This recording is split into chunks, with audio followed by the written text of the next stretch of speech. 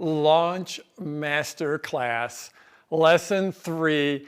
This is exciting. Thank you for joining me. It's pretty crazy because, we always do a practice session the day before. Well, late last night I came up with this new idea, so we've got something brand new for you. We're doing the launch blueprint. If you haven't gotten the download on this page, check it out. It's crazy. I think it's like 36 pages long. We had a comment come in already that was like, we used to pay $2,000 for this. Holy cow, thank you. So check out the download. In a minute, I'm going to go back to the main set and get rolling. Just do a little pregame here. Get me over the jitters. Make sure everyone settles in. Turn off all your distractions. It's going to be exciting. I think we're going to go about 3 hours here. Like I said, I just pivoted this presentation late last night and this morning. So I'm not sure on the timing, but I think it's going to rock your world. I'm super, super excited for this. Thank you wherever you're watching me in the world. I appreciate it. I know we've got people staying up super late and get up super early in the morning. Thank you. Thank you. Thank you. In fact, since I'm in Colorado here and we're just starting to, summer is sort of on its way out and fall, autumn's on the way in. And let me know, I'm curious what the weather's like where you're at, wherever you're watching. Check in, leave a comment for me. And by the way, those comments, that's what feeds me. That's what gives me the energy as I sit here and talk to a camera and imagine the thousands and thousands of people on the other side of the camera. So your comments keep me moving. Few things we're gonna have another super secret segment at some point during this broadcast. The super secret segment's only going to be live, so stick with me live. I know a few people missed it last time. It was cool. It's not like the absolutely critical, but it's really adds to the dimension of this entire training. If you're not watching this on the concierge page, a product launch formula, if you're watching it on Facebook, we're streaming in 2 places. Sometime, in the first third of the presentation, we're going to cut over to the concierge page. So if you're watching on Facebook, just go over there right now. If you just go to productlaunchformula.com, it'll take you to the concierge page. Let me just check to make sure I've got anything else going. Remember to ask questions as we move along, and that's about it. I'm about to head back to the set. Let's get ready to go. If you're ready, if you're here with me, let me know in the comments.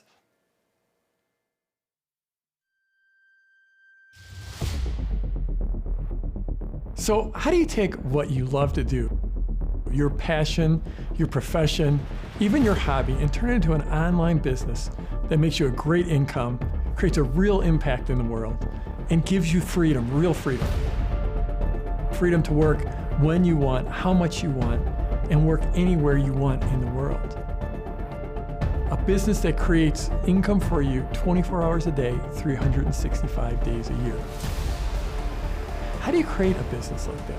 Or if you've already got an online business, how do you grow that business fast?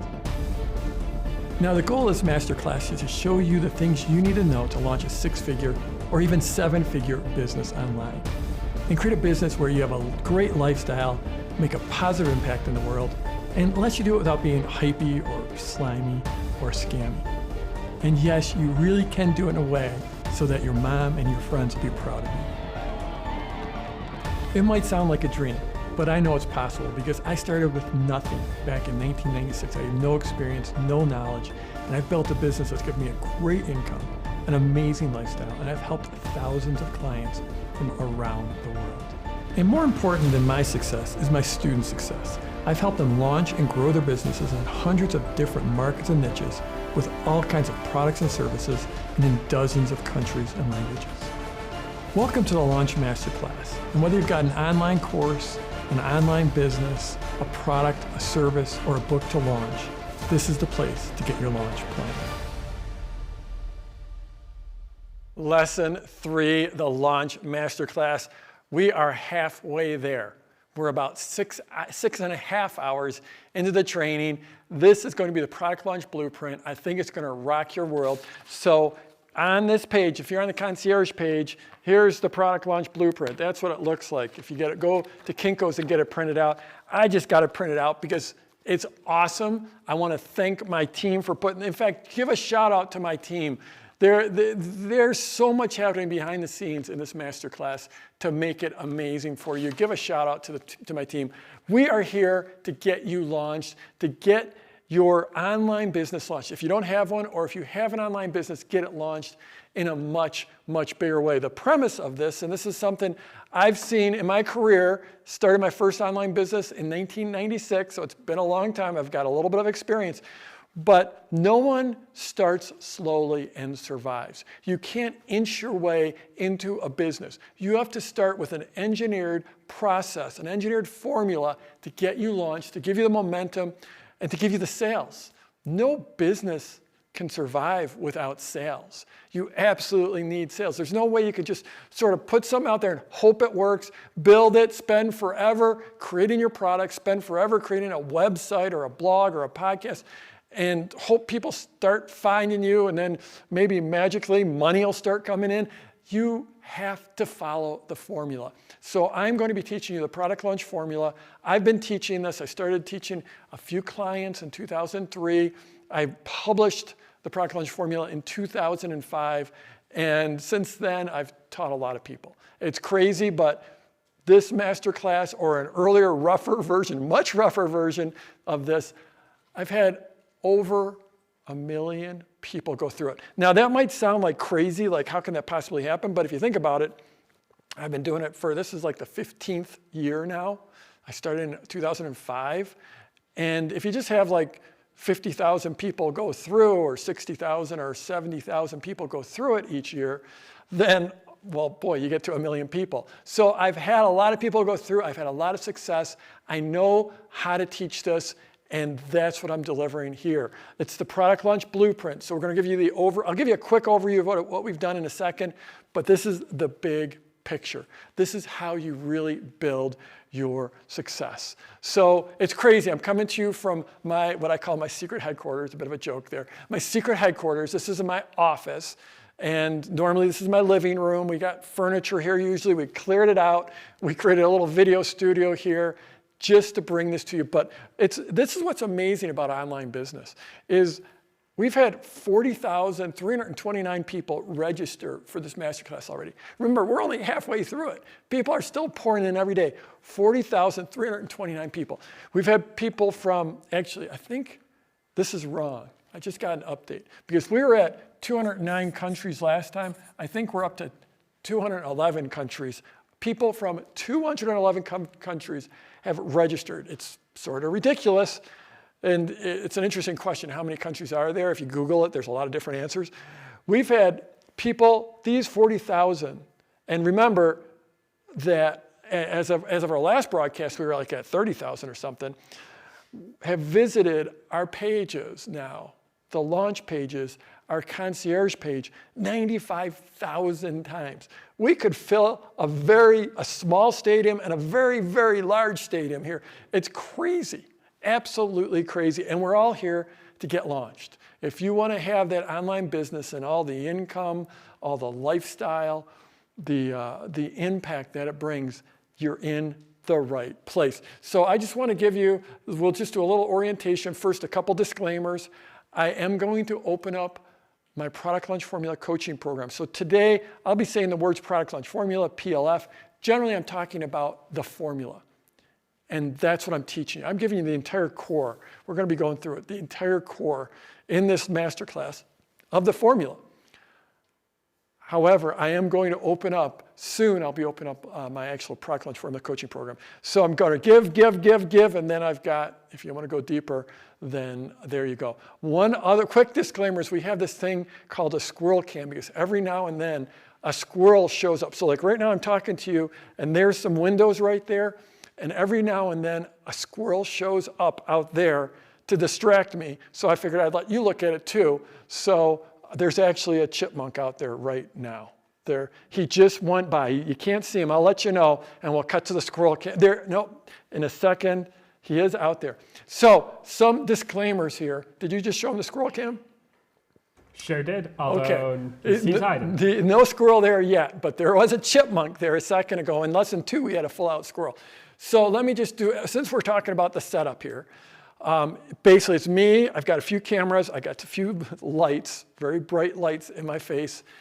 And I also have a monitor down here that is telling me, my team's sort of telling me what's going on. They're sending me comments.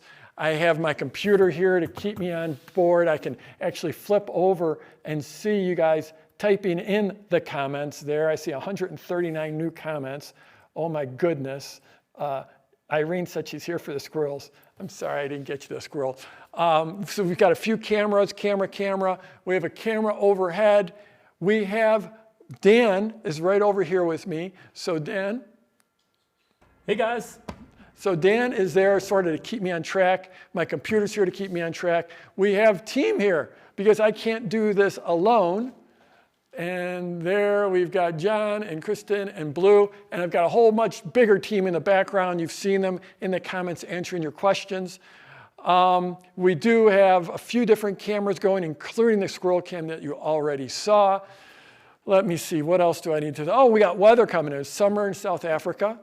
Mary Barbera says it's beautiful weather there in Pennsylvania. Greg is Fairplay, Colorado. It's getting cool there at 10,000 feet. Mike, it's sunny and 85 in Grand Rapids. Jason, 75 in California. The UK is 20 degrees Celsius. It's funny, we can all speak like a similar language, but Celsius and Fahrenheit, we just get all mixed up. It's fall in Maryland. It's cool in San Diego. Paris is joining us for the first time, but I don't know what the weather is in Paris. It's been cold in the mornings and sunny afternoons from Deborah in the UK. So as I mentioned earlier, we're going to go about 3 hours. I'm going to teach you. We're going to have some case studies. We're going to have some Q&A. We do have the super secret segment coming up at some time.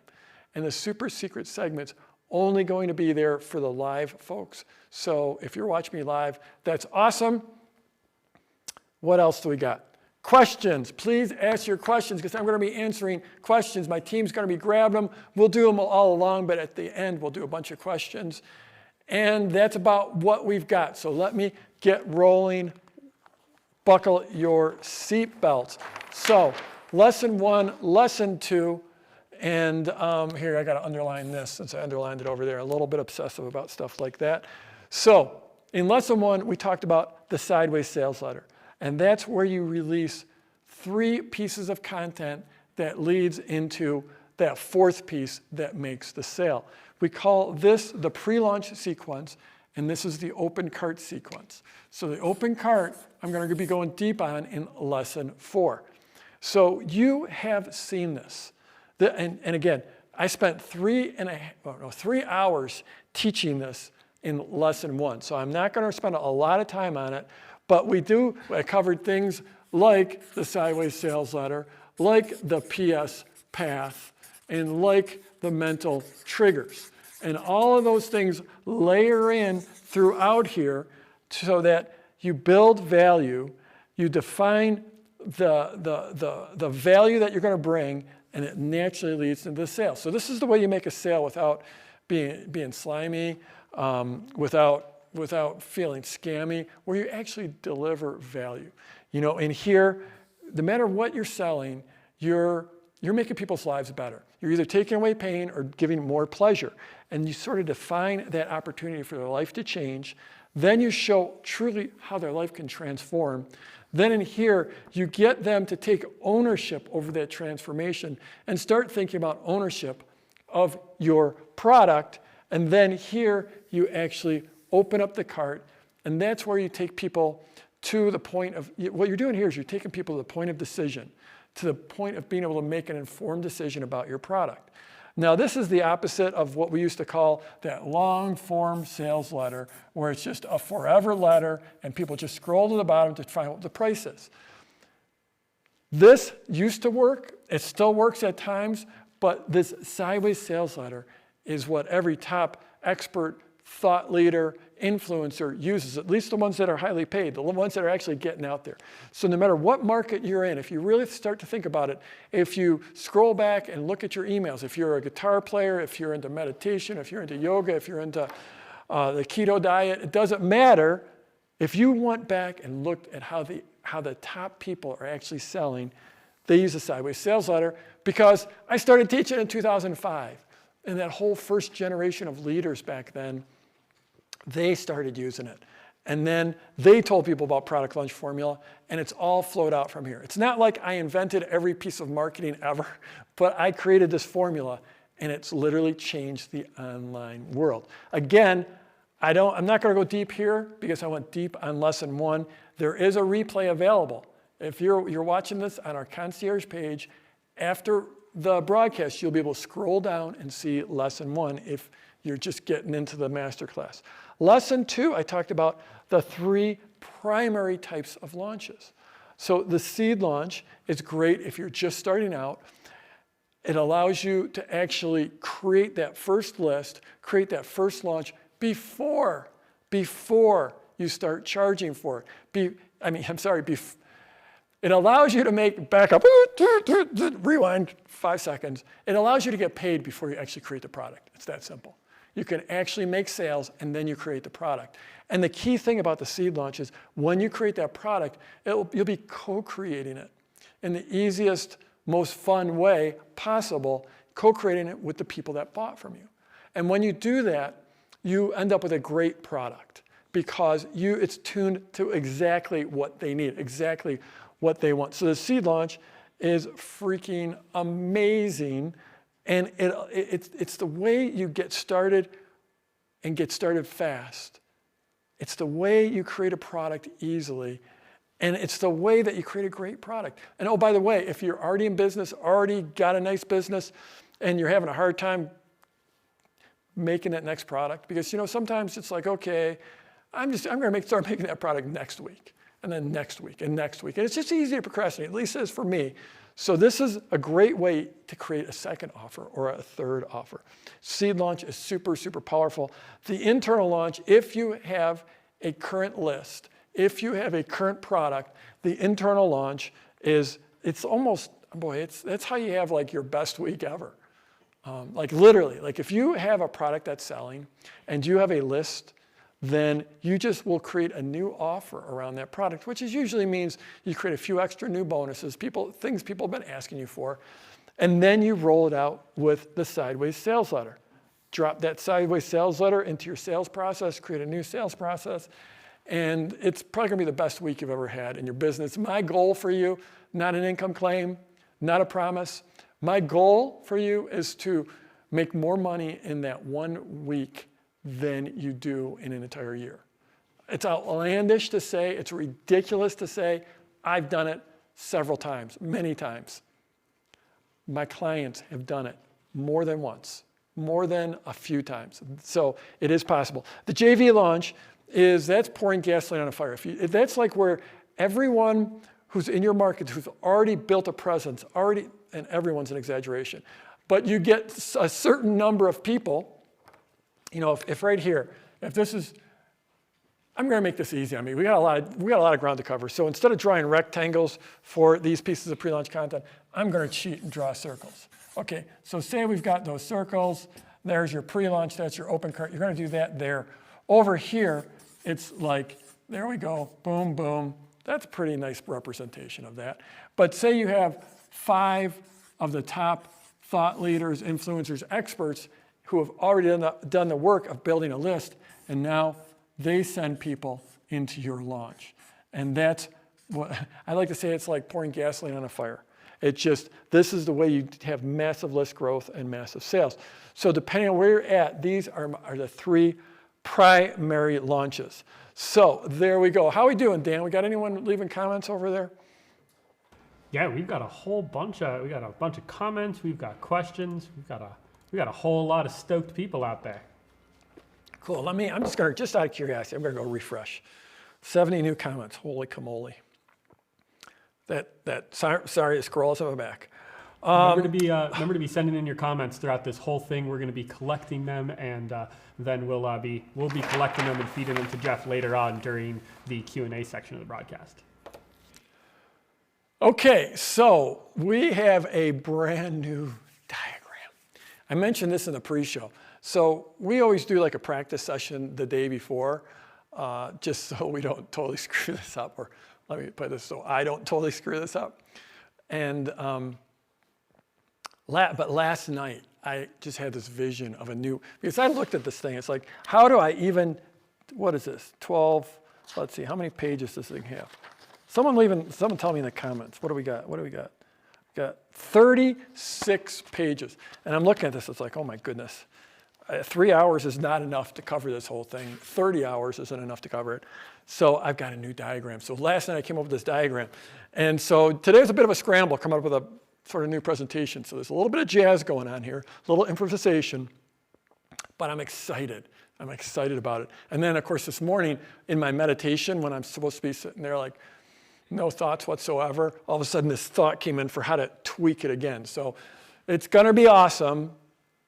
Timing's a little bit in question. So we already talked, this is a classic sideways sales letter. We talked about the pre-launch and the open cart. Covered this in lesson 1 in depth. This one we're gonna go deep on lesson 4. And this is one where probably the biggest mistakes, when people make mistakes in this process, they happen in here. So lesson 4 is gonna be really important for you to be there on lesson 4. Okay, so this is all about the pre-launch content, the PS path, the triggers. This is all about making the sales. So we have these other 2 things here. Haven't told you about those, have I? It's the pre-pre, or pre-launch, but I like to just say pre-pre. Just sounds cooler. And then the post-launch. And so these are very, very important sequences. So the pre-pre, we'll start with something that I call the shot across the bow. That's actually a very old school naval term. That's like a warning shot. Like if you're in a ship, a warship, and you're chasing down another ship and you want them to stop, you would fire a shot in front of them, a cannon shot in front of them. And that would land in front of them. That was like, it was a warning. It was like, hello, we're here. You might want to slow down. We want to check things out.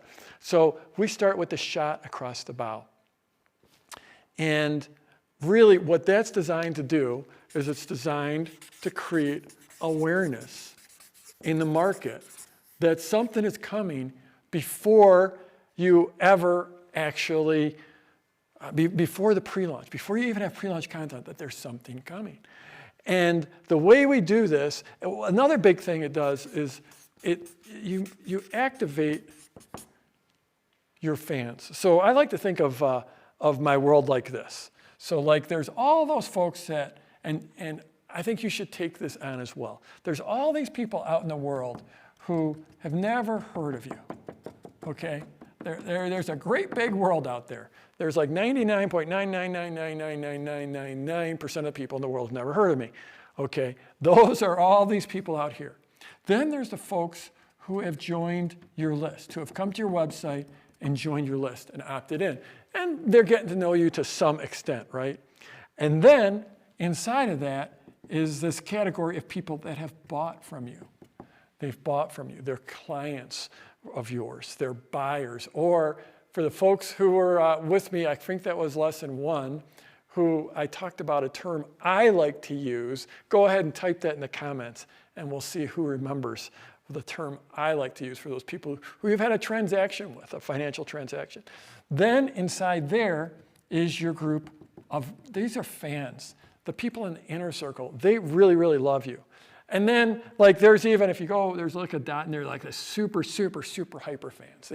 They think you're absolutely amazing. And what I want to do in the shot across the bow is activate those folks. Like this week, this is a piece of advice I gave Una Duncan. And Una just released her book. She's part of the PLF community. She just released her book in the last, this week. And when we were talking about her book launch, I said, you know, you don't have the biggest list in the world, at least of clients. She's got a great business, but it's not like 1 million people. It's not like 100,000, but you have to take those people, and those people, they could all buy a book and it's still not going to get in the book bestseller list. But if you activate those people, if you get them to be your champion, if you get them to help you spread the word, that's how you're going to build a bestseller. So in the pre, I think about how can I activate our list to of fans to start talking about us, to start telling people about us. And then also, let's see, how am I going to fit all this in? Conversation, you start a conversation with your people. Again, it's more the inner circle people, but in that process, you start to learn about the copy, especially if you're early on in your journey. And when I say copy, that's the actual words you say and write. So if you're out there promoting whatever you're promoting, if you're promoting a guitar product or a ketogenic diet or meditation or carving wooden dolls or knitting or whatever, there's going to be certain phrases and certain words that really resonate with people. And you might or might not know them. And often as we get more advanced in a market, we forget about the phrases beginners use. So in this conversation, and what I mean is you get people writing back to you. You get them writing back to your emails, writing back to your videos. So often we'll use a survey in this process. And in that conversation, the stuff they're telling you, often they'll give you copy, like the exact words that you end up putting into your PLC. It's just amazing. And then you do this thing that I call circle the offer. And which is really it's a fancy word for saying refine your offer. Because as you get, and not just the offer, but even your pre-launch, you're starting to get closer and closer to what people want, to understanding what they want, and then delivering it what they want over here. And so this is just like this is what's coming before all the value here. And it's, I was thinking about this and think, like Hollywood, they do a really good job with launches. And if you think about it, actually, I'll talk about that in just a second once we get to the post-launch. Remind me, you know what I'm talking about, Dan. Remind me if I forget about that. So that's the pre-pre, and that sets up your pre-launch. Sound good? Remember, type in your questions. I'll be getting to them.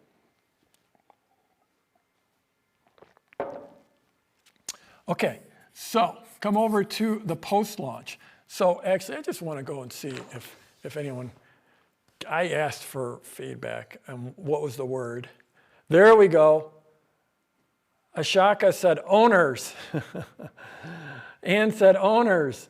Bev said owners. We got this. You guys are paying attention. This is just a little thing that when people buy from me, the standard marketing term is now they are buyers, and they went from being prospects to buyers. That's sort of like that's standard marketing terms. And there's absolutely nothing wrong with the standard marketing terms.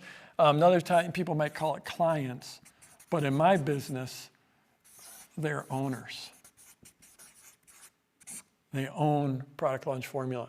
And O is always capitalized, owners. So where was I? So good job on the comments. You guys are awesome. So now you get into the post-launch. So this is after someone buys from you. And this, I think, more than anything I've ever done, this sequence has built my business. And this is why Product Launch Formula is still on the scene. When I released it, the typical life of a online training product was about 3 weeks. And here we are in our 15th year. And it's because I've obsessed about this. And this is where you deliver value. And when you deliver value, then you create fans. And hopefully they become raving fans. And then out of raving fans, you'll get success stories. And I like to take those success stories and turn them into case studies, because that's the best learning and the best inspiration there is. And in this process, in these talking to your fans and doing these case studies, you continue to circle the offer. Type in the comments what the more simple term. What did I say? Circle the offer. That's where you get closer and closer to the offer and get closer to the copy. And like I said, that's just a fancy term for another word here that you should put in the comments. Oh, this is fun. So I was thinking about Hollywood and how the movie industry, they're so good about doing their launches and releasing trailers and getting everyone so excited about it. But like, when does the build-up for the next movie actually happen? When does it start? When is there's a moment in time that is I'm talking about like for the franchise, the sequential ones like Marvel in particular. So Marvel's been crushing it with their movies. So here's the question. When is the moment in time when they start the campaign for the next launch? Go ahead and type that in the comments. I'm going to go take a look. So it's so Spring said 1 day before it's released. No, that's not accurate. Here we go. JT got it, and Melissa got it. It's like, so the movie ends, and there's all those credits, and then the screen goes dark in a Marvel movie, and all of a sudden, boom, up pops a final scene. After 90% of the people have left the theater, and boom, all of a sudden, Thanos pops up. You thought the universe had been saved, right? You thought the Guardians of the Galaxies, they just, like, against all odds, and I love that movie, by the way, against all odds, they saved the universe. This group of misfits, that's the way I think of our community, a group of misfits that saved the universe. That's why I love that movie. So you think, like, the universe is saved. And then up pops Thanos, this huge dude, that bad, mean Thanos, who's like worse than anyone ever. And they actually do it at the end of the movie. And what does that do? That sets up the pre-launch. Does that make sense? Have you seen this? It starts to seed it, right, Dan? It's like, we were talking about this. Yeah. Cool. Well, I was just saying that I just think that's kind of a thing with like all the best, movies, live streams, anything like that. They always have a fun little extra part. What about that Endgame? That one. I didn't actually see that one. Oh, I yeah, didn't actually see that one. That one didn't have one, although Kristen over here said they had a sound. There was like a sound at the end of it. I don't know how sound can set up the pre-launch. But it's pretty amazing. It's the same thing, is that your post-launch right here, your post-launch takes you right back here, because you've built up these fans and you've built up these case studies and you figured out how to deliver value. You figure out how to deliver value and, what was that word? Refine. Very simple. You've refined your offer, you circle the offer, you circle a copy, you probably create a better product. Make sense? You with me? If you're with me, go ahead. Say, Jeff, I'm here. I love your new presentation. So far, the wheels haven't come off. I think we're doing good. Okay, so I told you about the 3 primary types of launches. And just going over here for the comments. Oh boy, I got way ahead of myself. So there are actually, I taught you the 3 primary types of launches here, right? These are the 3 primary types of launches. But there's actually 8 others that we've developed, we go into. So the quick launch is the quickest, hence the name. I should have been more creative when I invented this back in like 2005. But this is just an email-based launch. It's usually 4 emails. I created this. It's one of those things that, like, I got a really big tax bill, and I needed, because my business was starting to grow, and I had a big tax bill, and I had to pay the tax bill, so I sort of invented this out of thin air, and since we've refined it, and we've done it over and over. I can't remember which of the case studies where, I can't remember. One of the case studies I already showed you, they did a quick launch, worked very, very well. It's just a purely email-based. It's, you do need a list, and you need an offer. And if you have those 2 things, this is a quick way to bring in a lot of money. Hyperseed launch, and that's basically like the seed launch, but you're using other experts to deliver the content. And this one can actually build your list. So if you have, your seed launch with just two pieces of content, go back to lesson 2 and you can hear about that. But this is almost like, say you had, 5 experts. When you did your 5 calls here as part of your product delivery, remember I showed you how that worked, went like this in lesson 2. Those folks actually become the people that are delivering content within there. It's really cool, and it can be actually a great way to build a list. The relaunch it's basically you take that sideways sales letter, the same one, and you use it over again. You could do it just a few months later if you've built up some new leads, or you could do it 6 or 9 months later to the same leads, because some of them will be in a different place and some of them will be ready to buy at that point.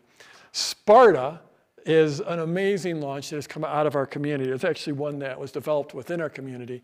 And the Sparta launch is the way you sell very, very high-end experiences, very high-end retreats or workshops, often in nice places. So like if you ever wanted to go to Tuscany, you could host a retreat in Tuscany and charge people a ton of money. Like this is usually some of the highest end offers.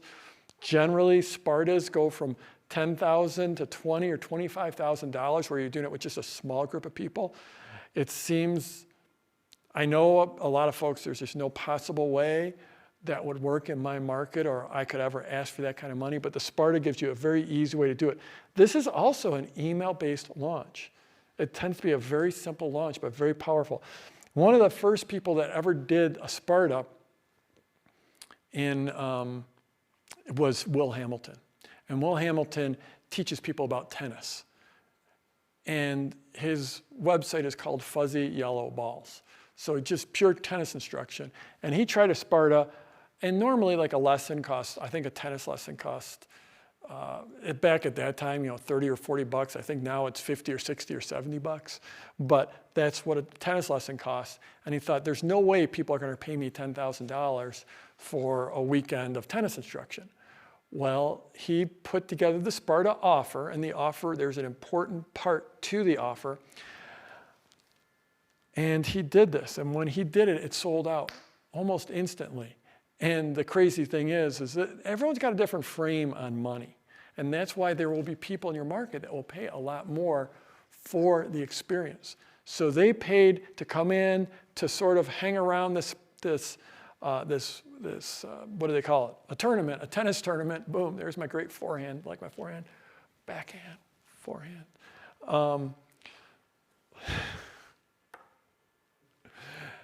He not only sold out his $10,000 Sparta campaign, but he had someone contact him and say, hey, can I bring my wife and pay an extra $10,000? He's like, sure.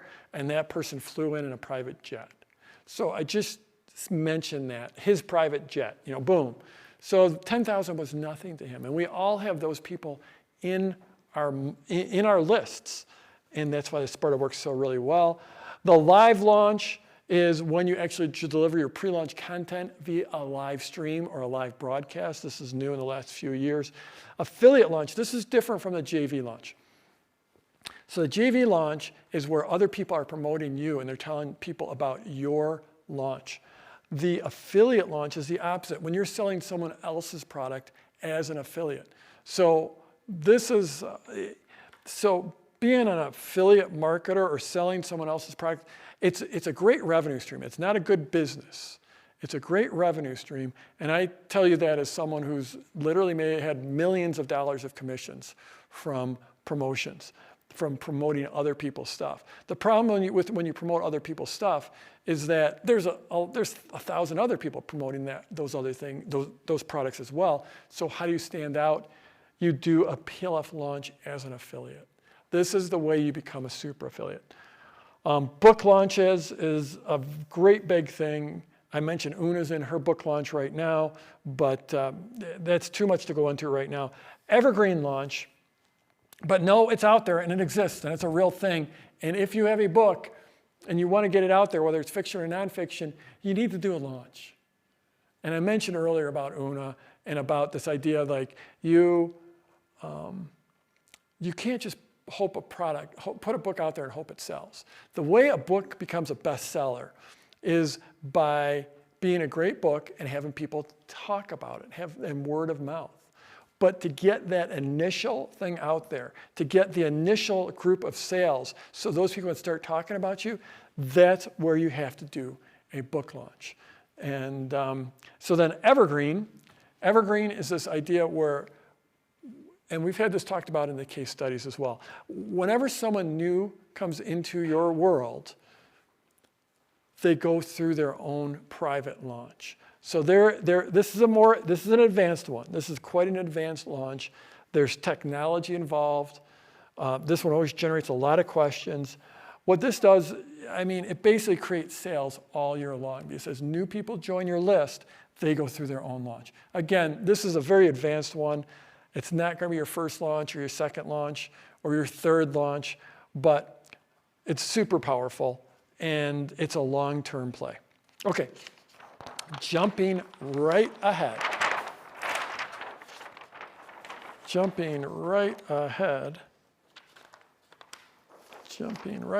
If you remember, we were just back here, right? So let's just take this one to the next level. You guys ready? If you're ready for the next level, let me know in the comments. And I'm just going to go see if we're ready for the next level.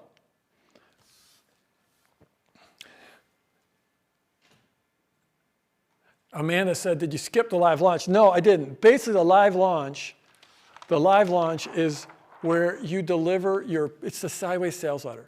It's the standard sideways sales letter, but you deliver it as live broadcasts instead of as video or email or podcast or blog posts. It's all done live. And full disclosure, we're in a live launch right now. I'm doing a live launch. This is my PLC. This is a live broadcast, and I'm doing a launch right now. Okay, let's see if we're ready for the next level. Okay, so here we had 4 sequences, right? Here we go. Boom. I'm just going to take a moment and let you catch your breath after seeing that. Have you guys recovered yet from the awesomeness of this display here? Okay, so here we've got our 4 sequences: pre-launch, open cart, post-launch. And so depending on where you're at, this journey is going to be different. Now let's just call this up here. I like to call this the launch journey. And I just remembered that I forgot to tell you to stick around for the super secret segment and ask questions in the comments, because we're grabbing them all, we're storing them up. But here, this is the launch journey. So everyone starts in a different place because they come in to this world with a different set of assets, different set of skills. But that word assets is one that I like to use, because in business, our success depends on continuing to build the assets in our business. And if you start out like I was, and you just had absolutely nothing going on, and all I had was I could think of 17 people that had an email address that I could send an email to about my newsletter, that was all I had. And so if you're just starting out there, then you have one set of assets, and there wasn't much there. But this is the first thing we do in the product transformative coaching program, is we do this asset identification, because almost all of us have more assets than we think. One of the assets that I had that I couldn't think of at first because my brain wasn't evolved enough, frankly, at that point. I had a huge amount of knowledge about the stock market because I've been obsessively studying it. I wasn't a stockbroker or anything like that, but I've been studying it. So I had all this built up knowledge. I also knew someone who I could partner with who could be my sort of subject matter expert. And I also knew someone that worked in the financial industry that could give me advice on publishing within the financial industry. So I did have some assets, and it took me a while to figure out that I had those assets. So this process of building a business is the process of building your assets. And like I mentioned earlier, Product Launch Formula has been around since 2005. And since 2000, there's just no other products, no other training, no other services that have survived that long, that have thrived. It's bigger than ever. The PLF world, in every measure, is bigger than it's ever been. I have a bigger reach on my email list. We bring in more sales. I have more clients having bigger success. Our events are bigger than every measure. We're bigger now than we've ever been. So why is that? It's because I've always focused on really building a business. And having my clients really build a business. So it's about this journey. And so everyone starts at a different place. But if you're like me and you were starting out with absolutely nothing, that was me. I started out with absolutely nothing. I didn't even know what market I was going to be in. And I lay awake night after night after night trying to figure out what I was going to do.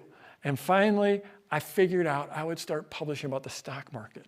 But maybe you're right there and you're trying to figure out what your niche is. So you're starting here, and we build that training right into Product Launch Formula, into the coaching program, is helping you identify your assets and helping you find your niche if you don't already have it, if you're just starting where I was from complete zero. But then early on, and this would be like in this pre-pre, so we're going to line up vertically here. In the pre-pre, in here, you're going to be identifying your avatar. And that term, that word, means that's like your ideal client, who you want to be speaking to. And you have to get to know your avatar. So back then, when I started publishing for the stock market, we were actually publishing for very short-term traders of stock index futures. Actually, it was day traders of stock index futures. So this was back in 1996, and probably the sum total of people in the entire world that were day trading stock index futures was, probably a few thousand people. It became a much bigger thing later on, but in the mid-90s, it was a tiny niche of a niche of a niche of a niche of a niche. It wasn't the stock market. It wasn't just traders. It wasn't, so big stock market, big market. Then traders is another market. Then index traders is another market. Then options traders is another market. Then futures traders is it's just tiny little niche. So I had to figure out who my avatar was, what was important to them, what were their hopes, dreams, fears, frustrations, what kept them up at night, what was their ultimate dream, and you really get to know your avatar, and that's really part of your pre. And then you start building your list. You're going to start building your list. And really here, if you're just starting out, you're in seed launch land. You're in seed launch land. And you start to build out your list. And then you start to figure out what your offer is because of that conversation. You're in a conversation with your people. And then we're going to go to green for this one. You bring in your first sales. You get your first owners. Here we are with owners. And then you get into so here, open cart, you make sales, you get owners. Here, your pre-launch, your list and offer. And what do you do here? You deliver value. You deliver value, deliver value, deliver value. And if you're doing the seed launch, it's super, super easy because of the interactive process. You just have to stay present with it and keep on working with them, and you will do. It's not hard. It's super, super easy using that seed launch because of how interactive it is. Then, you're delivering that value, you're going to create fans. And so here we are in these sequences. But again, we talked about this. When does Marvel start their pre-launch? Right at the end of the movie, okay? So here you're starting your pre here. This is the start. So you're going through your launch. You're going through your sequences. And now you're just working with people. You're helping people. You're developing fans. Maybe you even get some case studies. And then, because you've got fans, because you're talking to them, because you're starting to get word of mouth, you're starting to build your list. And all this is happening when you're no longer in the launch. You've gone through these 4 sequences, but this sequence carries you all the way back over here. Now remember, what did I call it? You're circling. You're circling the offer, because the next time around, your offer is going to change. You had your offer here, and that was your best guess. But once you got in here and really started rubbing elbows with people and found out what they really needed and started working with them, found out what they really need, your offer is probably going to change. Your product might actually change. It might get a little more refined, a little bit better. And you're circling your copy. So it's so critical. This is how you build a business. I know I got you in here telling I was going to help you launch a course or a membership site or a product or something like that, but I'm showing you how to really build a business. And it's right here and working with people. And right here, this is what the AC, what I'm calling the asset corner.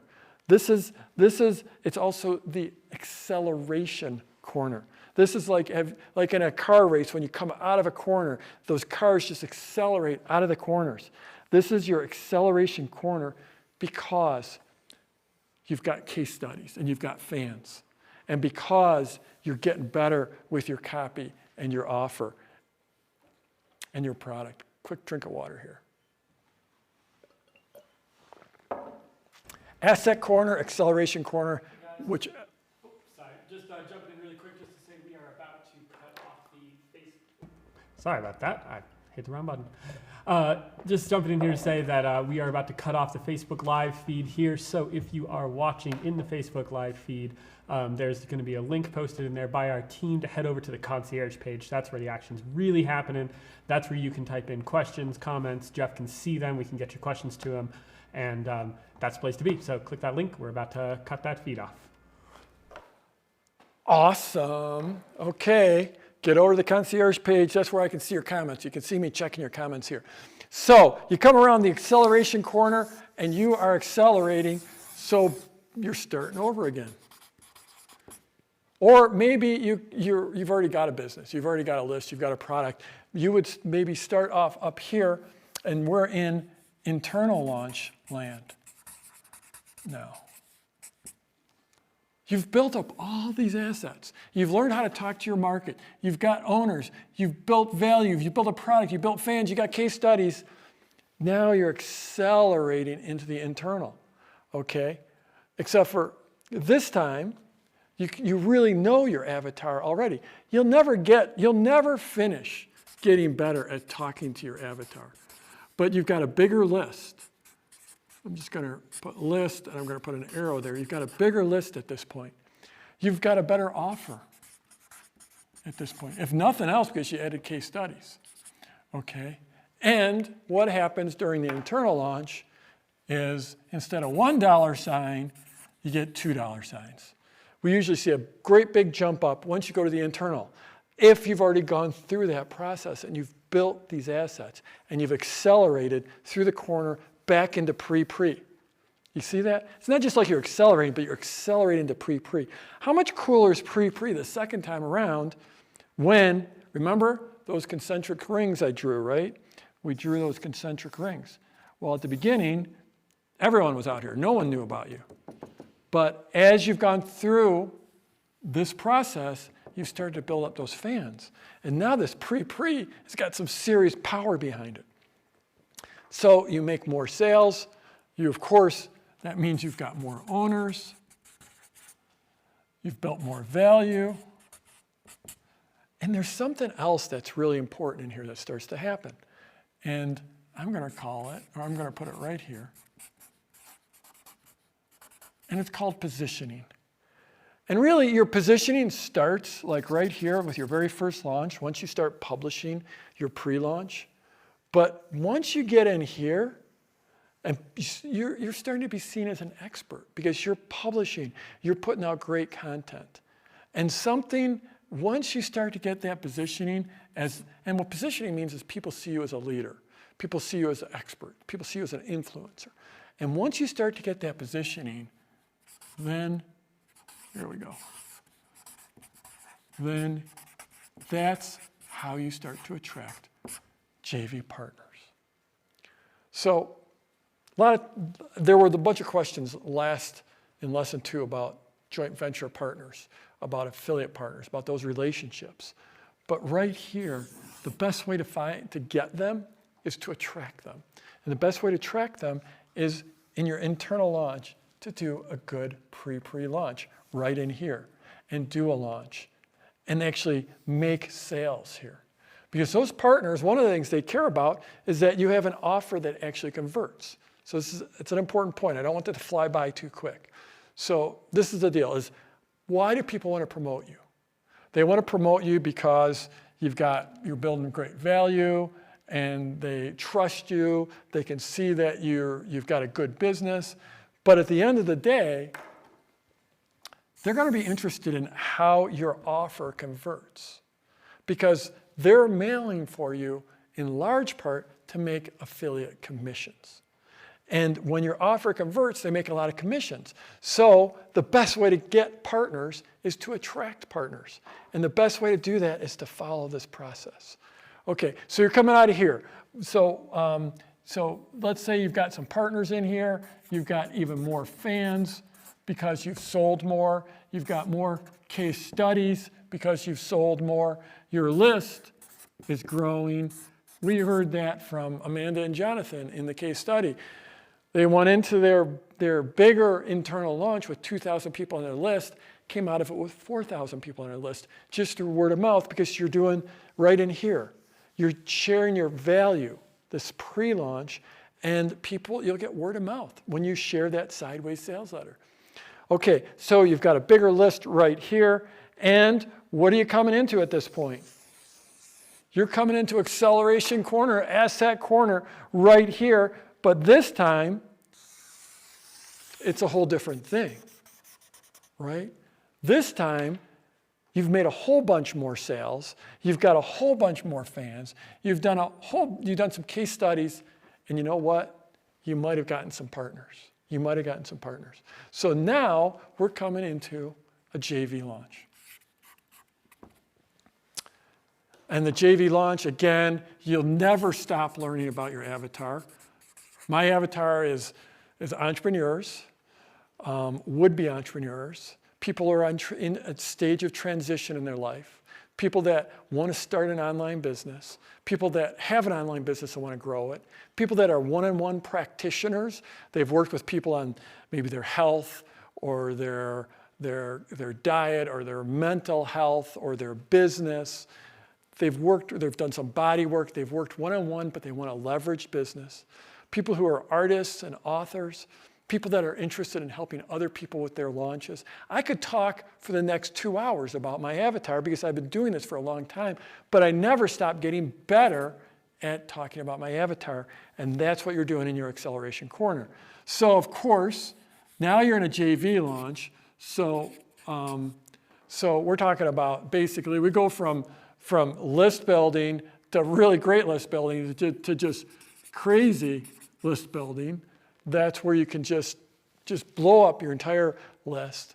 And now, since it is a JV launch, we're going to go with $3 signs because this is where things get crazy. Just really see anywhere from 2 times to 6 times to 10 times better results in your JV launch. What happens here? You've sold a whole bunch more. You've got a lot of new owners. You build up a lot of fans. You probably attract more partners.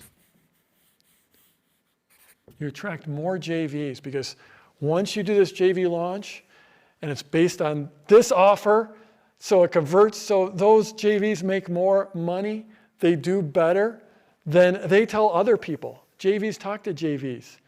And you attract more JVs, and it just keeps on going on. Your list at this point, you can't, you remember you're starting out here, you wanted to get 300 people on your list. Now there's days where there's hours where you get 300 people on your list.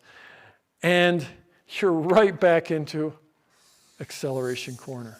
Somewhere in here, in this conversation where you're circling the offer, you might find new products because you're in a conversation with your people. But this is why it's a journey. This is why it's never been about just a quick, fast money maker. It's been about building a real business that truly gives you the income like the income I make now. You don't see me posing in front of Lamborghinis. You don't see me posing in front of mansions. You don't hear me talking about money very much. But like the money I make now is literally 100 times bigger than the biggest thing I could think of when I started out. Like when I started out, I set a goal, my dream goal. So my first goal was 10,000, but I set a dream goal. And my income now is 100 times bigger than that dream goal. And it's just by following this process. The impact, there's 2 different nonprofits, 2 different charities that I've raised $1 million each for each one of those nonprofits. The impact that my students and clients have made, it's unbelievable. The lifestyle, and it's just because of this. But it's not just me. It's my students have done this, and they keep on doing it. So I know, what do you guys think? New presentation, new map. This is the map of the launch journey. Let me know in the comments what you think. And we made it in on time. We're right at an hour. I'm going to go take a peek at the comments, see if there's... Whew, okay. Nice. Okay, so I want to take this from the map into the territory. And I want to roll sometimes it's almost like, I think some of my clients have told me it's like I'm a fatherly figure for them. And I love that. I love being a dad. I've got 2 amazing children. But I think of all these case studies we have for you. And it's like I'm a parent and I can't have favorites. So I'm not going to say this next one's my favorite, but I absolutely love this case study. So let's go from the map into the territory with Ann. So I'm here with Ann LaFollette, and Ann has just started about a year ago and has a great story to tell us. So Ann, could you just tell us a little bit about your business and what's happened in the last year? Sure. First of all, thank you so much for having me. I'm thrilled to be here and to share a little bit about my story. I actually had a long corporate career, and I worked at giant companies like the Gap and Old Navy, and I thought I would retire. I was very much of that corporate kind of drone, going to work, working 24/7 for the man. And one day, my boss called me into his office and told me, "We're eliminating your job and go talk to HR." And it came as a complete shock. I thought I was going to retire with the gold watch or whatever people get now when they retire. But you know what? It was a blessing in disguise. And so about a year ago, I started to explore my creative side. I had a huge box of creative supplies, art supplies in the basement. My husband and my wonderful son encouraged me to bring those supplies up from the basement and start to explore.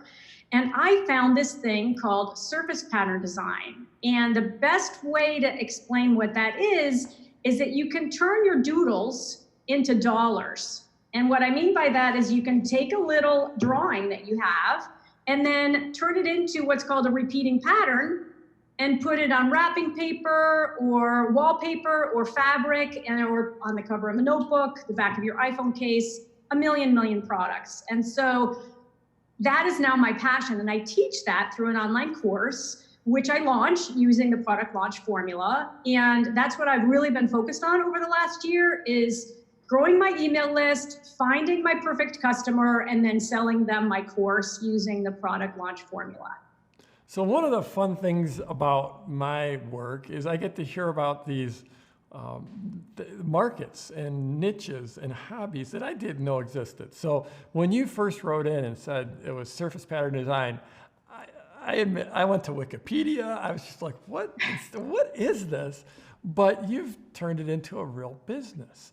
So you just mentioned your list. And tell me about the list that you had when you started out.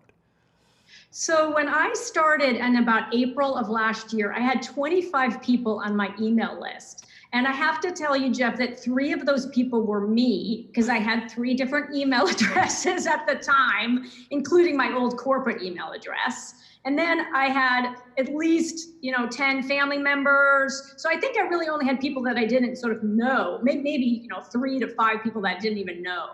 And so I definitely felt like, oh my gosh, I have no list. How am I even going to get started? And I just, right now, I can't even believe I'm going to say this, but I have 10,000 people on my email list, and it's about a year and a half later.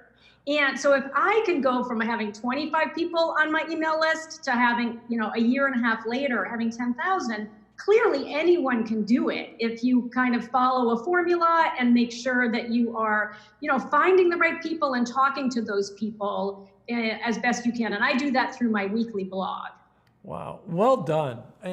It's amazing. And I don't know the size of your market or your niche, but it seems like it's not vast. It's not yoga or something, that's just that, cats or whatever. I mean, that seems like a fairly small market to build a list of 10,000. So congratulations. Yeah, I think that what it is it's more, the way I like to think about it is that my sort of ideal customer avatar is someone who's sort of in my age cohort, and they were told in school that they had no creative bone in their body and they should just give up on art. And now they're in their 40s or 50s or 60s, and they realize, that probably was baloney, and to use a PC term. And I actually really do want to explore my creativity. And so why don't I join Anne's creative community and learn how to turn my doodles into these beautiful designs, or my grandson's doodles into beautiful fabric that I can then turn into a baby blanket. The sky's the limit in terms of what you can do with your creativity. And so I think that while I specifically teach surface design, I think my audience is a little broader than that in terms of people who want to tap into their creativity at this stage in their life. Mm-hmm. And so what happened? So you came into my world, and then what happened? So I came into your world, and I am a very good student. And so I watched every single video. I did every single workbook. I wanted to really kind of unlock how I would use your product launch formula in my community. And so my first launch was 3 videos, but I did them as live broadcasts on Facebook. And one of the things that I continue to dive into with my audience is they need a lot of hand-holding. They're not technologically savvy. I was not technologically savvy either. So they need a lot of hand-holding. And so instead of recording a video, I am live on Facebook, and I teach them a little bit of something, kind of a little bit of an introduction to, well, what even is this thing called surface design? Then I give them a couple of days off. I come back and I do my second live broadcast, which is sort of your, PLF or PLC2. Then a couple more days off when they have a chance to practice. Then I come back and we do some stuff actually on the computer. And then the outcome I want for them is to actually make a really simple repeating design inside Adobe Illustrator before I then talk to them about, if you want to go deeper, I have this incredible course, and I'd love you to buy my course and go deeper with me, where we'll be together for 8 weeks. And so tell me about your first launch. So my first launch, I was super, super nervous. I had just finished my course. It was a 6-week course. I know other people who are in my industry who charge about $1,000 for their programs that are around, 8 weeks or 10 weeks long. So I priced it at $497. And I also had a 6-month $97 price point because I thought that would be more potentially accessible for people. And I did the whole formula, and then I had a 4-day open cart, and super interesting. The whole psychology of managing your own emotions during open cart is crazy. Because some people come in early and then there's all this silence and it's like, oh my gosh, is another person gonna buy? Is another person gonna buy? But anyway, my results were really good. I mean, my first launch, I took a couple of numbers just to make sure I could look at them with you. But my 6-week course launch was priced at $497. I got 27 people to buy. And so I made almost $13,000. Well done. How big was your list at that point? So you had that 25, which really was 22, but it was really only probably 4 or 5 people. Yeah, exactly. So at the beginning of last year, because I did this launch in January, January of this year, I did this launch in January, and I think my list was probably around 2,500 people, and I made people opt into an actual sort of freebie so that I would have a subset of people who were really going through this seriously, and there were only 850 people on that list. So I think that my conversion rate was around 8%, if I'm remembering the math correctly, which I was really pleased with. And I definitely feel like it's a lot of the hand holding was a major contributor. So what I like about you, Ann, is you just like you said, you're a student. I'm going to study this. I'm just going to move forward. I'm not technical. I'm going to figure it out. What was it like doing those live broadcasts? What's it like being on camera? You know, you're like me, you didn't grow up being on video and on camera your entire life. So what was For sure. I mean, I think that one of the things that you recommend is you have to practice a lot, right? So what I had been doing as I was building my business last year was coming on Facebook once a week. I write a blog and then I talk about it on Facebook. And so, nobody would show up. But I would still be talking to the green dot, and I would be getting comfortable with like, okay, how organized do I need to be? Am I looking at notes? Am I not looking at notes? And I basically broke myself in, for lack of a better description, in terms of getting comfortable on camera. And then, then somebody would show up. And the first couple of people who showed up were relatives, which was so sweet of them. And so one of my cousins in Indianapolis comes on still like every week on Wednesday when I'm live on Facebook. She's the sweetest of ever. And but that's how I basically got comfortable on camera. It was like, okay, I just have to do it every single week. And so I had done it probably for about 6 months every week before I did my PLCs. Nice.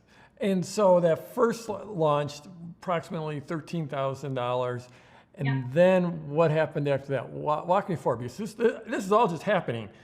You got It's all just happening. Yes, it's all very, very much just happening. So I just launched again in May. So I wanted to make sure I gave my community a nice long breather. I didn't want to be sort of inundating them with, with salesy emails. I'm always a little bit nervous about just, how you make that transition from giving a ton of free value, but then also asking for the sale. So I wanted to give them a nice long break, and I decided that May would be a good time frame because then it would lead kind of into the summer.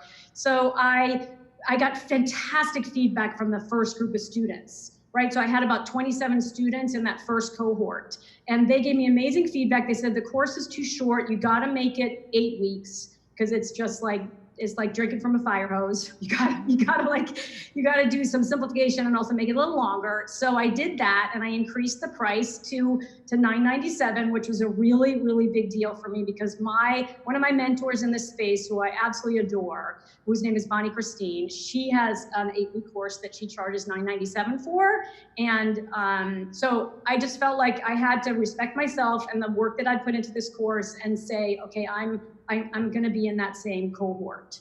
So I did that in May, and I made $42,000. Jeff, I made $42,000. I got 50 people, which was my goal. I had set a goal that I wanted to basically almost double the number of students, and so I got 50 people in, and I did provide a couple of discounts here and there. I'm sort of learning about when people from Canada or Australia are complaining about the exchange rate. It's like, ooh, I felt bad about it, so I gave them some discounts. But in any event, at the end of the day, I got 50 people, $42,000, and my rate, my conversion was still around 4.5%. It was at a much higher price point. It's about 4.5%, which I was really, really happy with. And so my goal for this year was to hit $100,000, and I am on track to do that because I'm going to have one more launch before the end of the year. Wow. What does it feel like to basically step out of that corporate world and have no experience, not be super technical? I'm guessing you're probably in your corporate career, you weren't a salesperson. You don't strike me as like a super slick salesperson. What does it feel like to just all of a sudden be able to create this, and in their first full year in business, you're closing in $100,000? It's like I am a different person. I am filled with such incredible joy and with such incredible sense of empowerment. And it's been transformative with my whole family. I mean, my husband sees a different me, my son sees a different me, my parents and my family. I mean, I wake up in the morning and I cannot wait to do whatever the next thing is I need to do. First of all, I love teaching. I do come from a family of teachers, and so it's like, why didn't I become a teacher sooner? But I love teaching. I am an introvert, so I love teaching this way, so I'm not surrounded by a bazillion people. They're on the other side of the green dot. And I love my community. My community are just amazing women who are all learning so much, and learning is such an empowering experience. When you put something into your brain, no one can take it away from you. It's yours forever. And everyone's journey is different. So what they want to do once they learn this skill, first of all, they're incredibly talented. And so that is so incredibly inspiring. And they are all doing something different, and there's room for all of us. There's just room for all of us, even though this is a really niche-y space. So it's transformative, and it fills me with joy every single day. I just feel so incredibly blessed that this is my baby now. This is my baby, and no one can take this baby away from me. And I love every minute of it, even when I'm messed up with a Facebook ad, or even if it's like something is not connecting properly on my website. It's like, you know what, I can figure it out. I can figure it out, and if I just slow down and take it, baby steps, and keep learning, I am going to do just fine. I just love it. I love your approach, your energy. And so one of the things you said when we first started is your husband and your son encouraged you to take those art supplies up, take them from the basement and bring them upstairs and bring them out to the world, is what I heard. So if someone's watching this and they've got that art kit down in the basement, or it could be a guitar kit, or it could be whatever, and they've got some work that they could get out into the world, and they're looking at this possibility. Since it's just been a year for you, what would you say to them? What would you say to them? So I think that what I would say to them is my particular tagline is, it's never too late to create. And what I would say to them is, baby steps, my friend. Break it down into small steps so that it doesn't feel so overwhelming.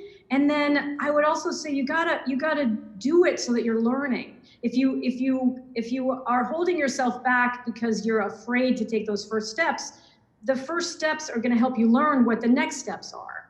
And I feel like that was what I definitely tapped into perseverance, for sure. Perseverance was a very, very important part of kind of me continuing to move forward. And I would want to have everyone who's listening really embrace that there is work involved, and you have to be willing to do that work. But if you persevere and you have this you embrace the learning journey, it is going to be transformational.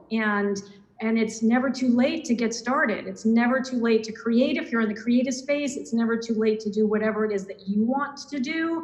But I highly, highly recommend that you start now, because those incremental first baby steps, all of a sudden you're going to look back and say, oh my gosh, 18 months ago, I had 25 people on my list, and now I have 10,000. How did that happen? And it happened because I took baby steps. And I love your expression of, you got to launch and learn. You got to launch and learn. You're going to learn more by doing than by thinking about what you could be doing. You got to take those baby steps. Mm-hmm. Well, as you reflect back to last September, before you joined Product Launch Formula, and where you were and how you felt, even as you were watching my launch and thinking, could this work for me?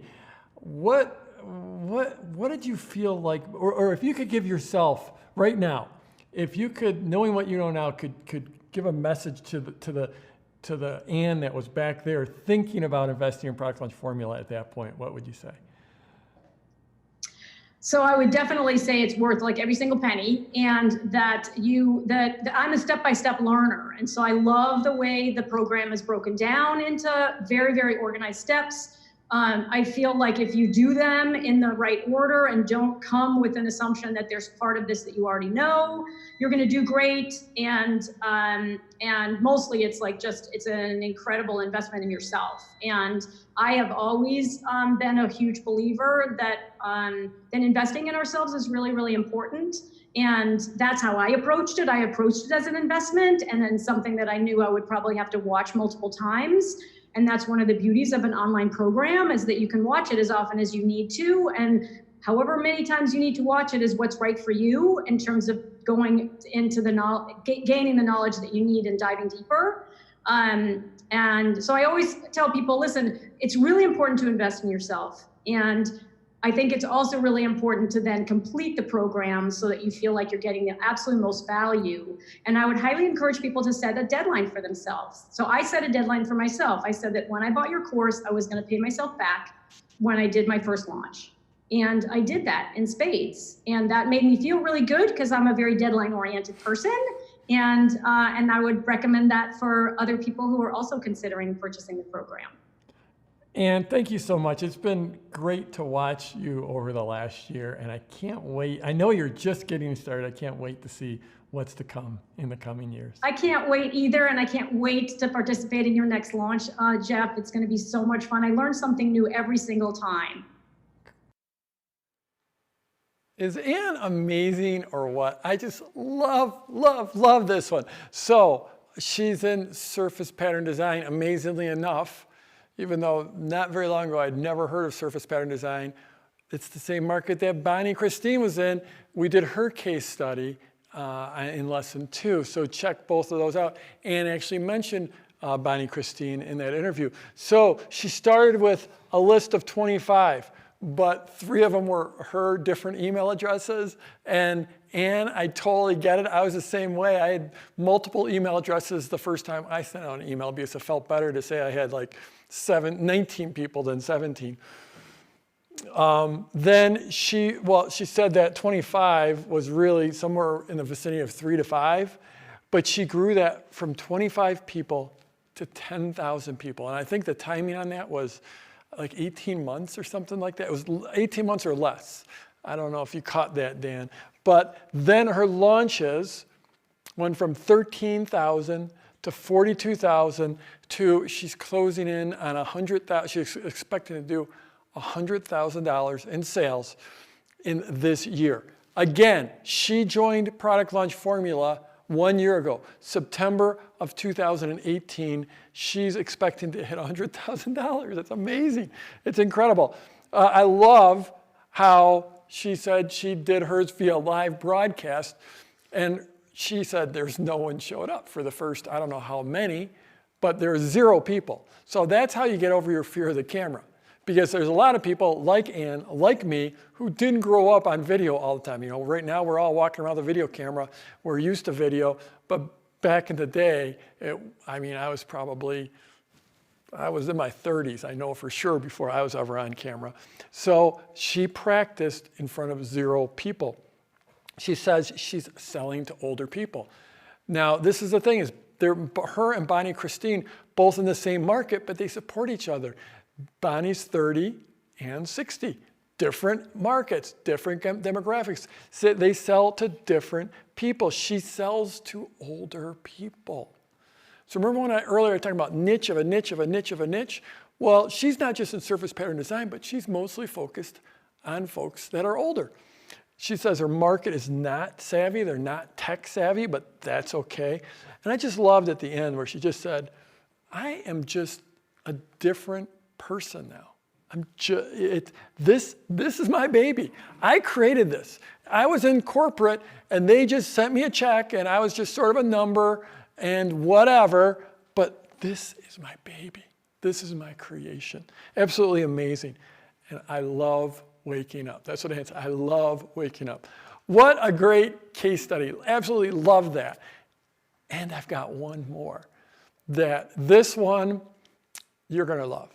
It's especially, this is someone who's selling physical products, who also went from, and is mission driven, and this mission drove those physical products, but then it actually ended up driving an information product to share their word even further. So let's go ahead and roll with Blaine Hitzfield. So I'm here with Blaine Hitzfield, and a lot of times people wonder if PLF works for physical products, and I think we've got the answer for you here.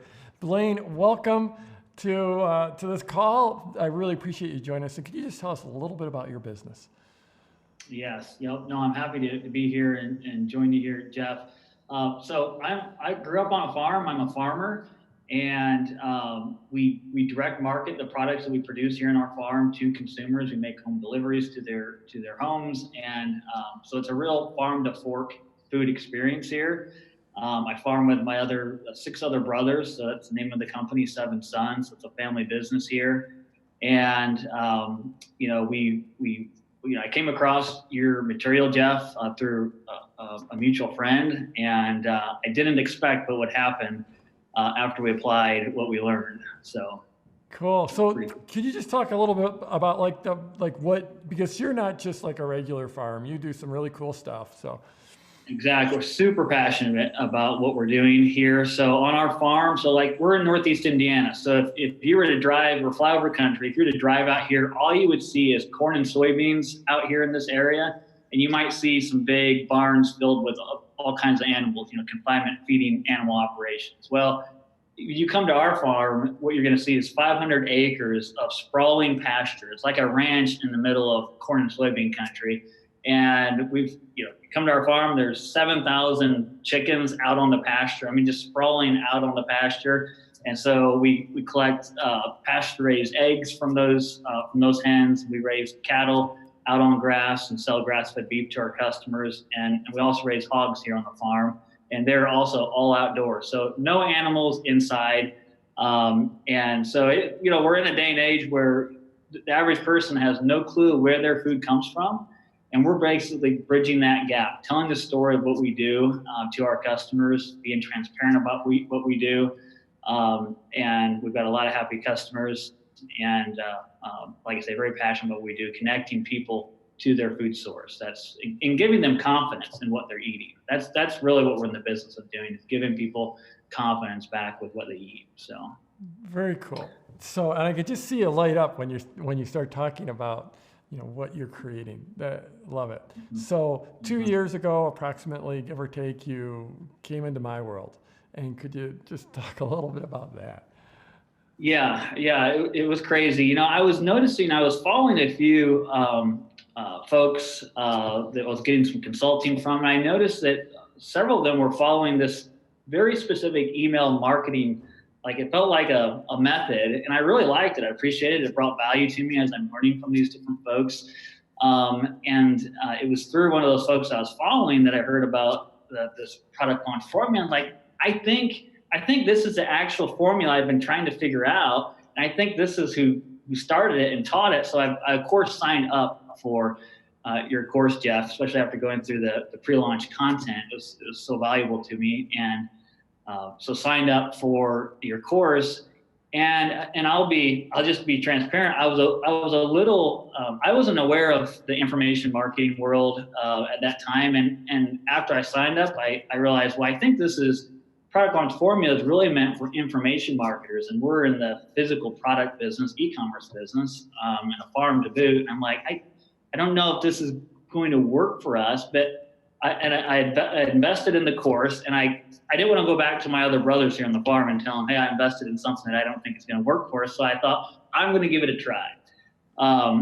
And we also, so in addition to the products that we raise on our own farm, we work with a fisherman up in Alaska for wild caught seafood. And I thought, the salmon run had just finished. We just got a fresh shipment of salmon in from Alaska. And I thought this might be the perfect opportunity to just try a launch. So during our pre-launch, like a week leading up to before we opened the cart for the fresh salmon for the season, I sent out a series of emails and videos just educating customers about the benefits of wild-caught salmon, telling the story behind the fishermen that we work with. And at this point, I'm investing a lot into this pre-launch. I'm like, I have no idea if this is going to work or not. But we finally sent the cart open email to our customers. And I went to bed that night, and I thought, wake up in the morning and see what happened. Well, we had gotten in like 2 pallets of salmon from Alaska. By the time I woke up in the morning, it was half gone. And I'm just watching the sales just tick. And I call my brothers in to look at the sales reports, and they thought I was crazy, getting all this pre-launch content ready. And they're like, this is crazy. This works. And so I'm getting on the phone. I'm calling Captain Tony up in Alaska. You've got to send more salmon because I'm going to be out in a couple of hours. So we're scrambling around. I have to go to his warehouse in St. Louis to pick up a couple more pallets of salmon. And by the time that was a 5-day event, it was really cool. Each day we introduced a new type of salmon. So we started off with sockeye, and then day 2 we did keta salmon. Then we introduced some other wild caught seafood in that same week. And so it was really fun and interactive for the customers. But get this, so just to give you a couple numbers, up until that point, we were only moving like $750 of seafood per week. That was just kind of our average, just kind of trickling along. Well, that week we went from an average of $700 in sales in seafood to $38,000 is where we finished out the week. $38,000, just one launch, and that doubled the entire amount of sales we had for the year. So in a 1 week launch, we doubled the total seafood sales that we would typically sell in a year. So, and I'll add too, that was 2017, fall of 2017, as soon as I learned about the launch formula. And a year later, we did our 2018, we call it our Wild for Seafood event. And we 2x'd last year's. So again, wow. Crazy. Amazing. Yeah. So first of all, you've probably heard me say my goal is not a guarantee, but my goal for PLF owners is to make as many sales in a week as they normally do in a year. So you doubled that, and then you doubled it again. And doubled that number the next year. Okay, that's amazing. Did you think Captain Tony has ever gotten a call like that? Like as soon as he shipped? No, Captain Tony. I mean, he was just as excited as I was. He's like, he's like, what? How did you do this? And I explained it to him, and he was still just couldn't believe it. He's like, there's got to be something more you're doing. Like, no, it's called a launch, Tony. He's like, well, I'm just going to launch my boat. You launch your marketing email. So, but that's amazing. And I like to say, your first launch is never going to be your last launch. So you did that 2 years in a row with the salmon, but you've also done it with your other products. Yeah. So I skipped way ahead there to the next year, but so it wasn't. We did that in October 2017 was the seafood launch, and of course we thought we've got to try this again. Was it a fluke or is this going to work with other products? So every year, usually around November, December is when we harvest the majority of our cattle, and we have a lot of premium grass-fed beef all in the freezer. The freezers are full, so it's harvest season. So I thought, well, here we go. Here's another story we could try to tell about the product and about the seasonal nature of what we do and why the winter is a good time to stock up on beef. So we did. We came out with our beef harvest event, and that was just in February. So just a couple months later, we came out with pre-launch content, and a lot of this content was just telling the story behind our farm, our beef production practices, actually taking my camera, my phone, walking into the freezer, showing them all the inventory, and just educating them about why we would do a launch at this time of year. And so we thought our seafood sale was good. At that time, February 2017, we were averaging around 13,000 in beef sales per week. By the time we got through that launch, we had done 128,000. So from 13,000 average weekly sales to 128,000 in beef sales. And the guys in the warehouse here, I'm down there packing orders. Literally, I get off the emails, I get off the computer, I go down there, and I'm packing orders that entire week, talking pallets of beef shipping out the door. So that was just a couple months later after the seafood launch. So this has changed our philosophies about marketing. It's changed our entire business and really pushed us to an entire new level. As I was mentioning before the call, we actually hired a launch manager because now we're doing 5 to 6 launches all throughout the year because of the different products we raise. It makes sense to do a seasonal push on those different products. And the pre-launch formula is just perfect for telling the story behind our products before we do the actual launch. So. Wow. So the beef launch was like a 10x what you would normally do in a week. If I remember right, from 13,000 to 128,000, if I'm remembering right. That, congratulations, it's amazing. So a few questions. First of all, if I'm getting this timing right, that first launch for the salmon was in October of 17, and you got PLF in September of 17. And actually it was late September, if I remember when our launch was. It was like the third week of September.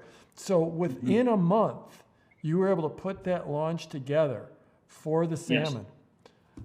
It was immediate, yeah. We had the course, got the information, and basically just pivoted real quick and did, and you know what, Jeff, we didn't execute it perfectly. I mean, we were using MailChimp at the time, and we're now since all this, we've advanced to some pretty cool email marketing stuff. But, we just did it simple. We didn't have any segmentation put in place at that time. We didn't have any technology to see who placed an ordering pattern. We just did it simple. And I'm just glad. I'm just so glad we just started and tried it and got it off the ground. That was the most important decision, was just putting the information to use and getting started with it. And so I thank you for that, because people they can not hear that message too often of just get started, just move. And so you're using video. And I imagine like you probably weren't a YouTube video star before this. So no, we're farmers here. We're just telling a story and being transparent about what we do. And that's too what I really like about PLF is that it was a way for us to just provide a framework for telling our story. And at the end of the day, like after we've done like 6 launches, we still have customers asking us to launch other products that we haven't launched yet. So they're actually asking us, can you apply this to other products that you haven't done it yet with? So they're asking for more launches. So it's a very genuine way to engage with our customers, tell more of the story, and provide more value to them. And at the same time, it's obviously a win-win for everybody. So very cool. So, and now you've actually started, you're selling courses, you're moved into the information world as well. Exactly.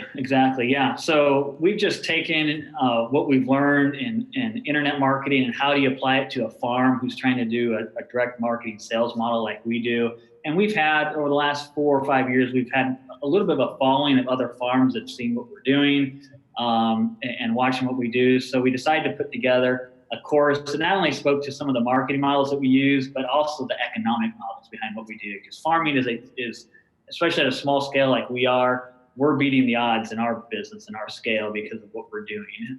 So we had a lot of farms, small farms that wanted to learn from our economic models and production models. So we put together a course. It would have been just earlier this year. And we had acquired an email list of farms that were following us. And we launched that course to them just using the PLF formula. And that was right around a $70,000, $80,000 launch for the first course we've ever done.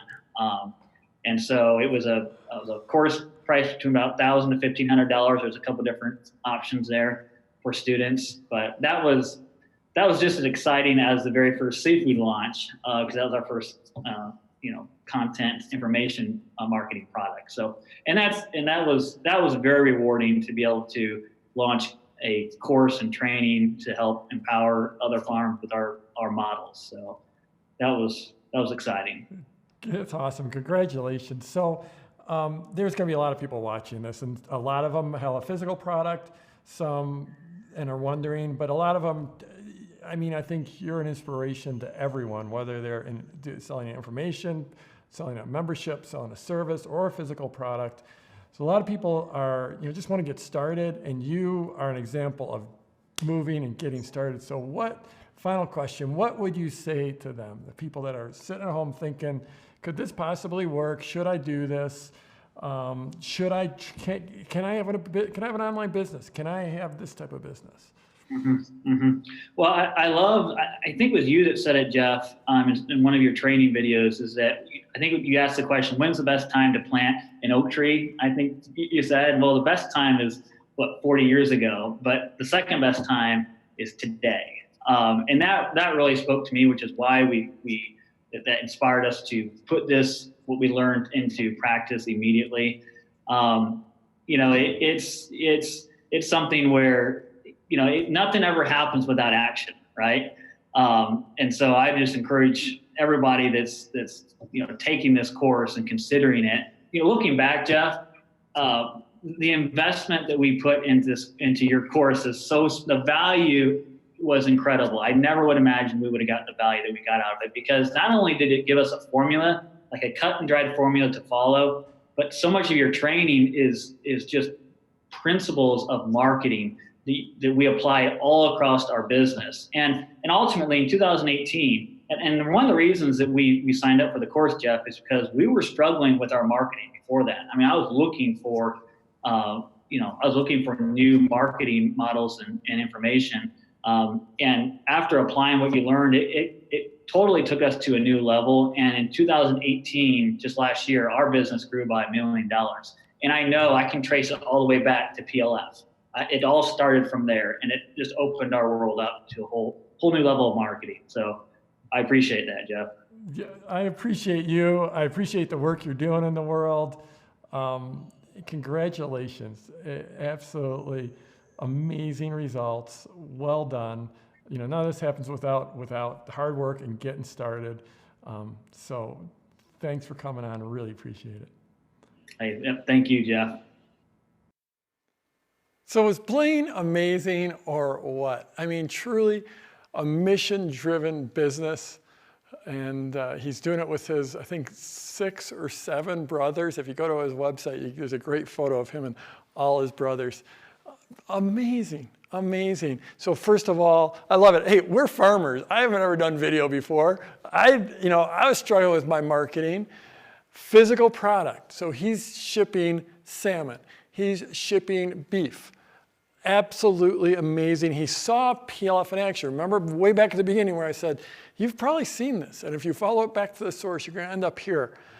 And the key for him in launching the product, launching a physical product, was to tell the story of the product. And really, no matter what you're doing, no matter what you're launching, you're just telling a story, because stories connect. That's something I haven't talked about in this Launch Masterclass. We go deep in it in the coaching program, but stories is one of the core pieces of Product Launch Formula. And really, that's the way wisdom has been shared over time as humans, and it's a core piece of Product Launch Formula. So he went now, there was a lot of numbers shared, and Blaine's in the comments, so Blaine, thank you for showing up, and please correct, fact check everything I say, because you shared a lot of amazingness in here. But I thought he said that in typical years past, he was selling about $750 a week of salmon. And when he did that launch, he sold $38,000 of salmon in a week. And he had to call up Captain Tony and explain to Captain Tony, hey, I need more fish. Get your boat, launch your boat, I need more fish. So that was for salmon. So that 2x'd what he doubled what he normally does in a year with that launch. So remember at the beginning when I said my goal was for you to have as many sales in a week as you normally do in a year? Well, Blaine did better than that. And then the next year, he doubled it again. Beef, I think it was $128,000 or somewhere in there the first time he did the launch for the beef. And then in the comments, it wasn't in the video, but if you're watching the comments, in the comments, he mentioned that, oh yeah, by the way, we had that nearly $500,000 launch for beef. So what I liked is he talked about keeping it simple. He started off super, super simple. In fact, what was it? He went from getting PLF, which we opened up our cart and we opened our registration the 3rd week of September, and he launched in October for the salmon. So he approximately a month, and he got his launch done and did $38,000. Results not typical, but the results are amazing. His customers are asking for more launches. His customers actually enjoy the process. Just like Blaine enjoyed the process. And not only enjoyed it, but got value from the process. So they want him to launch more, so they're launching everything. And like I said, they were clearly, and I love that he was talking about they were struggling with their marketing. You know, they had a great farm, but they didn't know how to market, and then they just added $1 million to their business, primarily through PLF. And then finally, because they were so mission-driven, they're actually doing an online course. And they did a $70,000 launch for their online course. So they're going beyond just providing great food for people, you know, that fork to, fork to table type, or farm to fork, or whatever it is. You guys know what I was trying to say. It's live, folks. It is 100% live. If there was ever any doubt, we are live. But they're obviously mission driven, and the next step is to help other farms do what they're doing. So super, super cool. So I wanted to pop to something that we've been talking about, circling the offer. And I want to talk about something I've been circling here for the last 2.5 lessons with you. And that's this idea of outer game and inner game. And this is how you truly succeed. Well, we could just leave it there, full stop. This is how you succeed. And this is how you succeed in business. This is how you succeed in life. This is how you succeed in anything you're doing, is a combination of the outer game and the inner game. So the outer game, in the context of the Launch Masterclass, I'm giving you a lot of the outer game. I'm giving you the formula. That's what this whole masterclass is about, is the formula. There's also, within the formula, there's this thing we call the launch parachute. And the launch parachute is this idea that because it's a process where it's not just like you're putting one ad out there or one sales letter out there or one offer out there and hoping it works, sort of like the Super Bowl ads, like where you spend millions and millions and millions creating this 30-second ad and hope it works. There's a parachute in this process. As long as you stay in that conversation, and if we flip way back, as long as we stay here and you stay on the journey and you get to know your avatar and you gradually circle the offer and come into acceleration corner and you get better at this over time, you can screw up, you can mess up, you can make huge mistakes. I've yet to have a launch where I didn't make a catastrophic mistake. Big mistakes. You can mess up 80% of this. And as long as you stay in that conversation, then you're going to win. And so that's what the parachute is. So this is all outer games, that formula, the parachute. I just wanted to mention it in passing. It's not something we're going to go deep. We don't have time in this masterclass. But because you have multiple contact points, you have those pieces of pre-launch content, you have the emails going out in between them, you have this parachute. So you can mess stuff up. So if you mess something up in PLC 1, you fix it in PLC 2. You mess it up in PLC 2, you fix it in PLC 3. You put the offer out there and you mess that up in the open cart, you have time to recover. It's all because of the conversation. So this is a word I've used a lot today.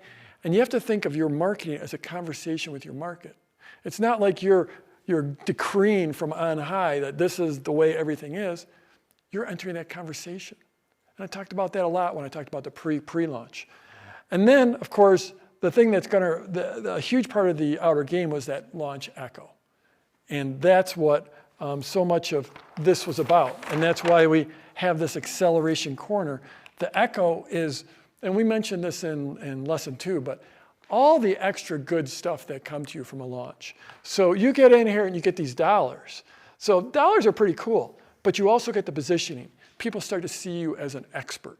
They start to see you as a leader. They start to invite you on their podcasts. They invite you to come out to speak. They ask if they can be a partner for you, either a joint venture partner or a content partner. They ask if they can promote for you. They want to come to work for you. They want to be on your team. They want to help you create content. And the echo Because what happens is in this positioning, as you start to be seen as an expert, people are like, wow, I want to get closer to this person. I'm attracted to this person. And so that echo is super powerful. So those are just a few of the pieces of the outer game. But the outer game's all the stuff that happens outside us. And every bit as important is the inner game, what's happening inside of our brains. And these are things like, the things that impact your inner game are things like your beliefs. What do you believe about the world? What do you believe to be true? What do you believe about yourself? When I started out, I'd never sold anything in my life. I think I mentioned this. I'd done a Boy Scout fundraiser when I was a Boy Scout and sold donuts. I sold one bag of donuts to my parents and one bag to my neighbors, and I was scared to go ask anyone else to buy my donuts. I mean, really, this is a long time ago, and there wasn't low carb and there wasn't keto, and how hard was it to sell donuts back then? I mean, really, from a Boy Scout. Not that hard, but I was scared because I had this belief that people wouldn't give me money. And when I started out, I had this belief that people certainly wouldn't pay me for something that I created. So my beliefs have evolved a lot over time, but it's because I've worked on my inner game. So another one is just the assumptions you make. Like the assumptions about your market, the assumptions about the value you can create in the world, the assumption about what people will buy, the assumptions about whether you can be on video. I mean, it's funny because Anne, in her case study, said, I don't work with tech-savvy people. And someone said, well, in the comments, someone asked, well, how can a tech-savvy person, if her market isn't tech-savvy, how do they find her blog? And I'm sorry, but I'm going to speak for the gray-haired generation here, but even my parents could know enough to find a blog. I'm sorry. Yeah, it's like, was that a pretty silly comment, Dan? Did you see that one, Dan? It's like. Yeah, I did see that one. And I think just by, tech savvy, like setting up web pages and setting up videos and stuff. And using super advanced software like what she teaches. But what do you think? Could Grandpa find a blog, you think? Yeah, he certainly can. I think so. Yeah. I don't know. What about Grandma? Facebook Messenger. What about Grandma? You think Grandma could find a blog? Grandma Walker? Yeah. Maybe with Grandpa's help. Yeah. Okay, so another one is your resilience. You know, I've painted out this journey for you. Where did that go? You know, I showed you this journey.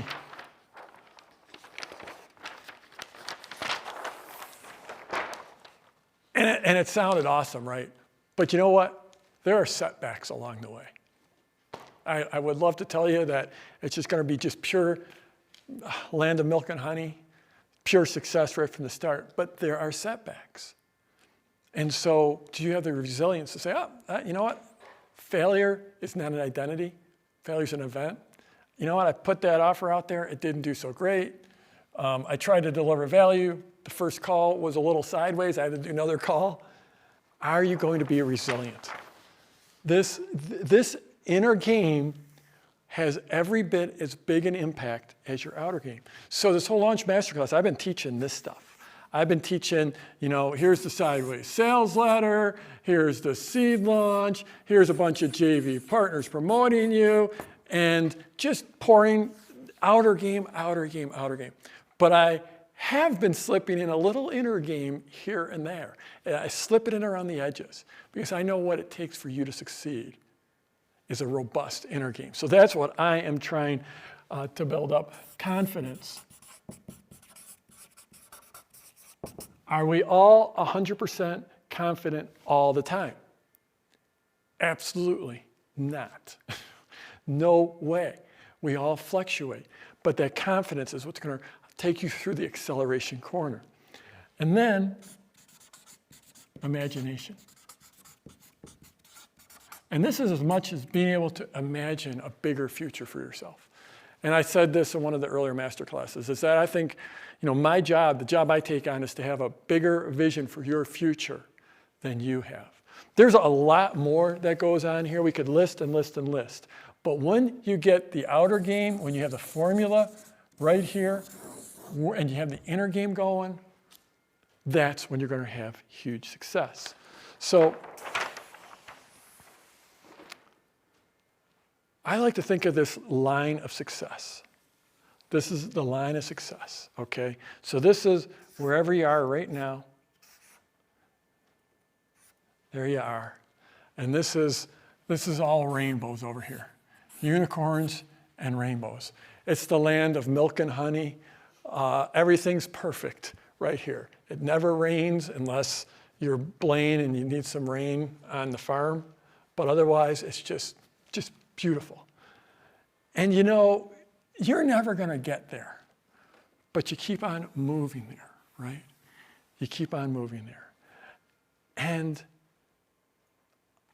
above the line of success, these are the questions I like to look at. Are you going to say, I can? If you're going to be above the line of success, I can, or are you going to say, I can't? This is a question. Are you going to say, I will? Or are you going to say, I won't? You know, I could teach you the nitty-gritty of how to create a web page, answer every technical question that's been asked in the Facebook group.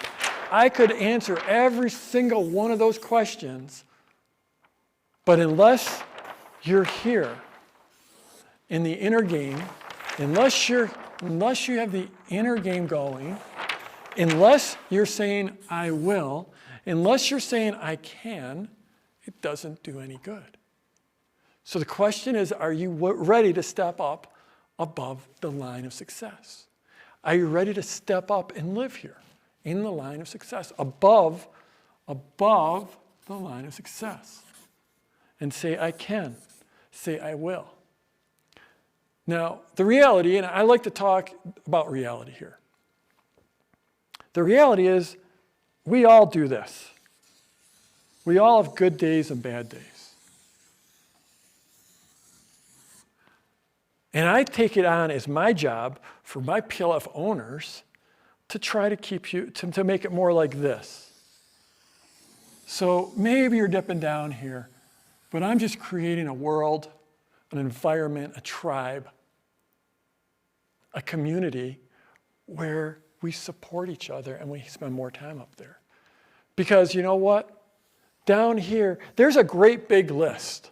A great big list. Like, what are some of the things that are going to hold you back? In the blueprint, we call them mental blocks. What's going to hold you back? Oh, there's a lot. I mean, I just like to be upfront. I like to be real about this stuff because there is no land of milk and honey, right? There is no beautiful rainbows and unicorns where it's just a perfect life all the time. And I don't want to betray that to you. I just want to make this real because there is a big list down here.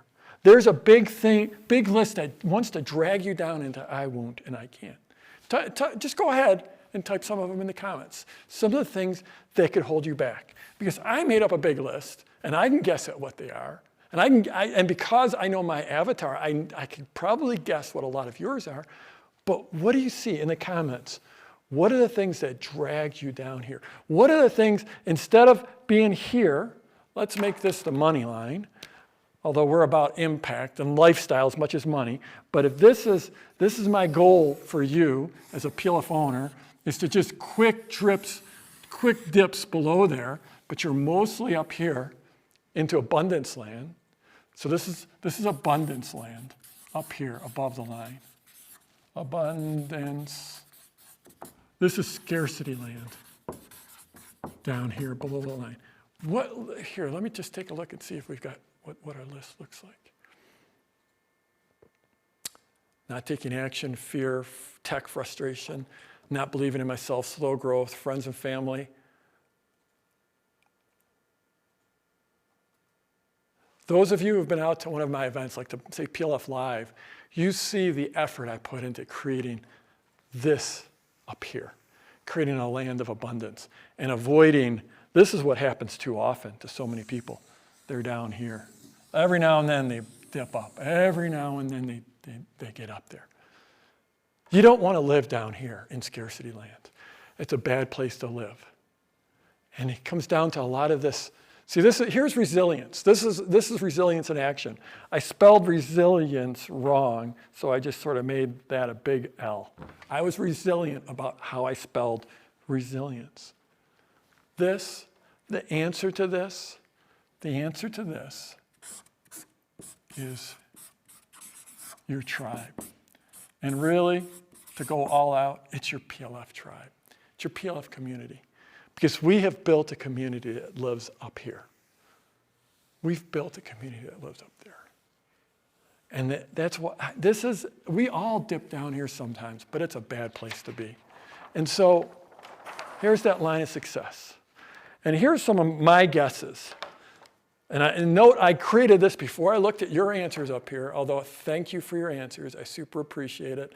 I see all these I can'ts coming in. Yep. Okay, here we go. Here we go. This is next level. We have new technology here in lesson 3. Are you guys ready for the new technology? Here we go.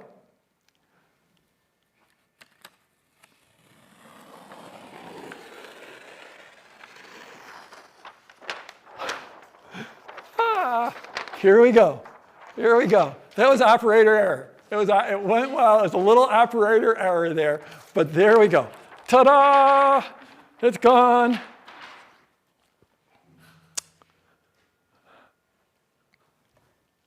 I don't have a market. I don't have a product. I don't have a list. Those are good ones, right? It's outside my comfort zone. I'm too old. I'm too young. I don't have enough time. My partner doesn't support me. My family doesn't support me. I'm in the wrong country. I speak the wrong language.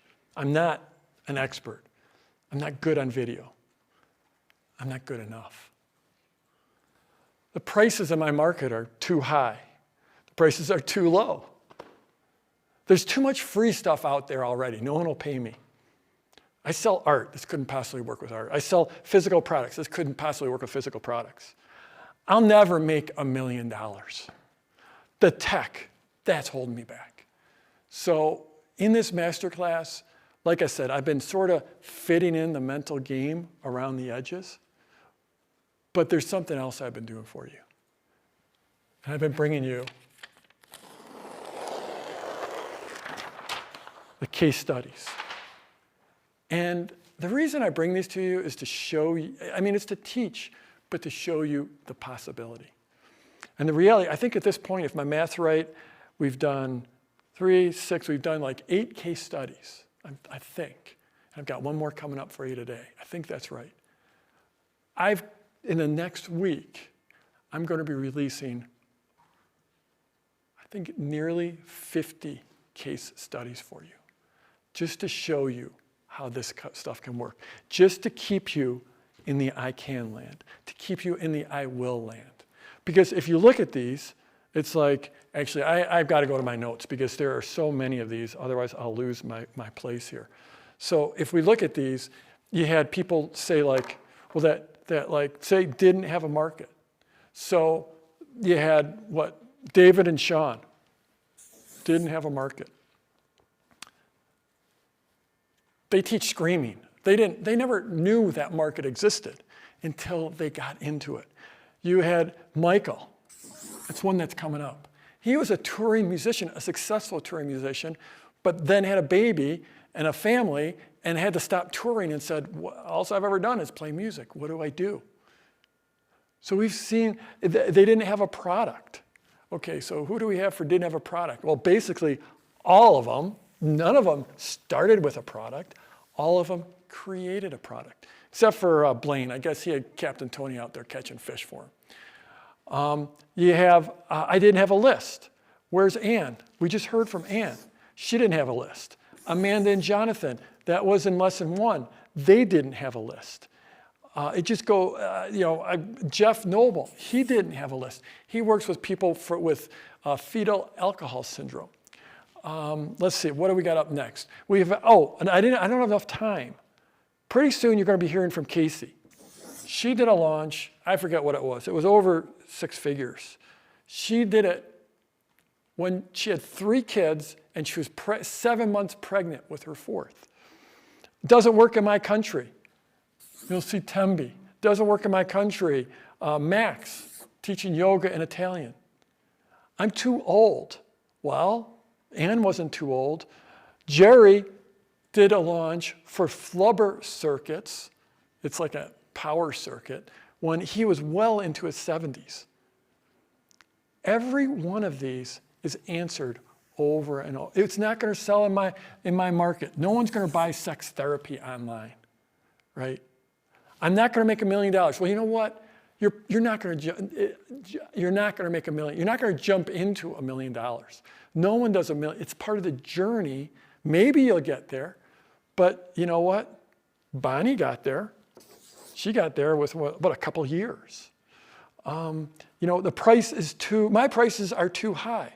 We have Craig, we just released his B2B. He's selling like $700,000 contracts.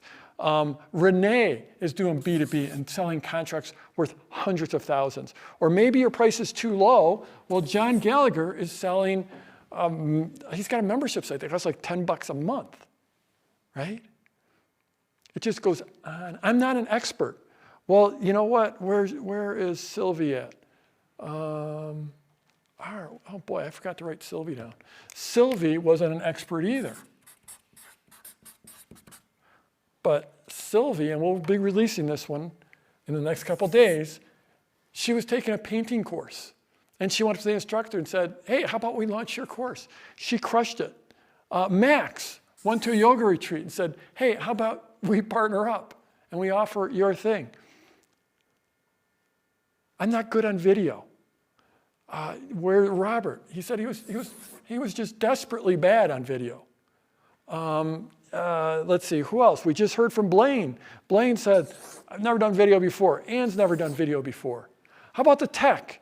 Well, you know what? Cammie didn't even own a cell phone when she got Product Launch Formula. Ann didn't know about the tech. You learn this stuff. And you learn it by having the support. All these people, all those 40, and another 40, and another 100, and another 1,000, and another 1,000, they're all part of that PLF community. They're part of that PLF tribe. And what they do, this is what they bring to each other. They bring beliefs, they bring support. You can outsource your imagination to the PLF community. You can outsource your resilience. Part of the community is people coming in and saying, wow, this didn't go so well, and getting built up. You can outsource your confidence. Because in this world, frankly, it's the same. I'm no different from you. I'm not perfect. I'm not always up here. But I've built a community first to support me and then to support each other that keep us up here. So outsource your inner game, because you need that inner game if you're going to succeed. Okay, let's go ahead and roll this next case study with Dana, which is absolutely awesome. I'm here with Dana Abraham, and Dana started off as a parenting blogger, and boy, things have evolved since then. So welcome, Dana. Glad you could join us, and could you just share a little bit about your journey? Yes, thank you for having me, and I am so excited to be here. And as you mentioned, I started out as a parenting blogger in 2013, and my entire goal was to make enough money for box wine. That's my joke, but I really wanted to just be able to contribute to my family, because at that time my son had just gotten kicked out of his 3rd or 4th school, and we realized we needed to homeschool him. And so I wanted something to do to help out, and parenting blog sounded like a good idea. So I got started with that, and it has evolved from there. And so talk about that evolution, because this is remarkable. So in 2015, we wrote a little book called Sensory Processing 101, and I wanted to get it out to the world, and I didn't know how to do that, and that's where I found you. And I just followed the process to the T, and lo and behold, after 5 days, we made $11,000. And we were like, wait, what just happened? That's a lot of box wine. But we realized that, a lot was possible. And the book was only a sliver of what we really wanted to do. And so, I still was still parenting blogging. We were writing about slime and all sorts of stuff. And I built my audience that way. And about a year and a half ago, I kind of broke my big business and rebuilt it and started with what my real mission is, which is to help grown-ups of out-of-the-box kids with really challenging behavior, to be able to connect with and understand them and ultimately empower those kids.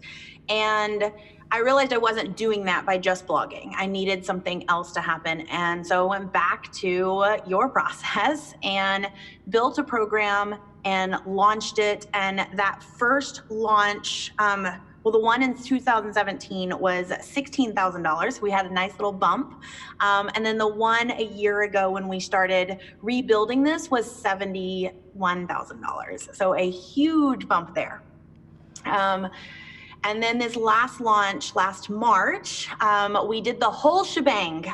So we added in JVs and we added in, the case studies and everything that you teach. And that launch was $210,000. Wow. So it seems like each of these is like a 3x or even more, right? From 16 It's actually, it's 2.7x. That's like our magic number, 2.7. Every time we grow, that's the number. I hope you keep that up. That would be I do too. remarkable. And so one of the things I want to talk about is, there's so much I want to talk about. We were talking right before we hit the record button. We were talking about lists, and this is something that holds a lot of people back. And so since you were a blogger, you had built up a presence and you had been building a list, and you had a list when you started out. Can you just talk a little bit about that list and the characteristics of that list? Because I think this will be a great learning point for a lot of people. Yeah, so when I first started, I kind of said I started because I was it was for guilty reasons. Selfish reasons. I wanted it because I needed to know that I wasn't alone. So I would make my own to-do list or my own list, and then I would just put them on a PDF, and then people would opt into them. And some of them would get spread far and wide. And that is how I started building my list. But sometimes those were science experiments we had done, or it was a list of calm down tools that we used. And so it was like a very hodgepodge list of people. So we had parents and teachers and therapists, and some were there for slime, and some were there because they had an angry kid. And so it was hard to talk to all of them. And we had about 10 to 20,000 people on our list, which is a good size list when you're a blogger. And I felt really good about that list. And then we continued to grow it, but it was just a mess. It was all over the place until about a year ago. When I said we rebuilt everything, we cut it back to, I think we were at 30,000 a year ago.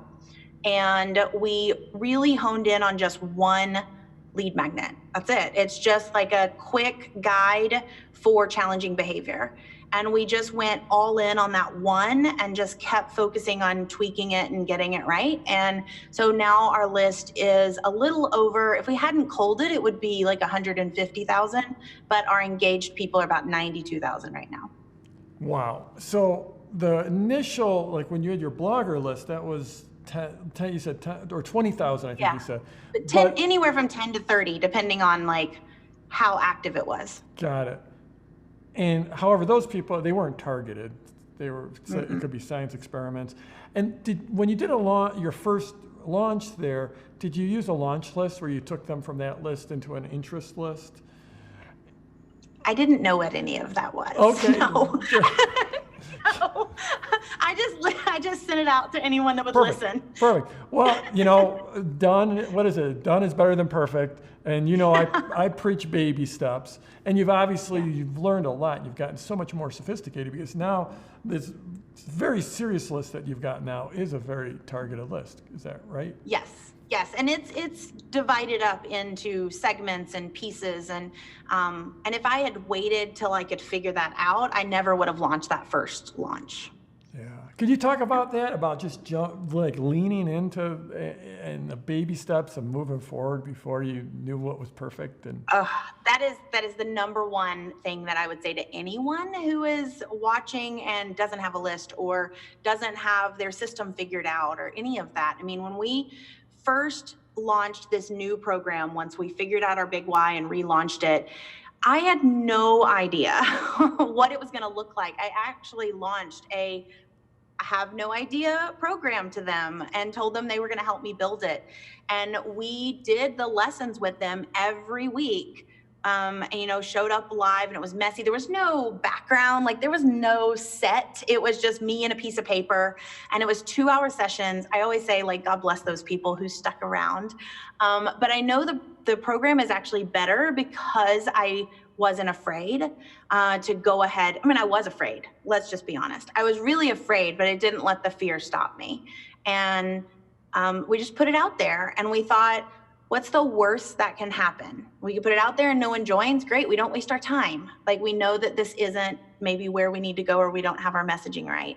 And so each time we layer on something new. So our first launch, it was just emails. And then the next launch, we tried videos. And we actually pulled up those videos the other day and had a good laugh because they basically were just skeleton script from you and then my words put in there. So it was great because I knew what to do, but it wasn't my messaging. It wasn't my wording. And so now I looked at the videos that are about to come out that have, we did a whole day of me changing costumes and jumping out of bushes and swinging on swings. And if we had tried that at the beginning, it would have been a hot mess.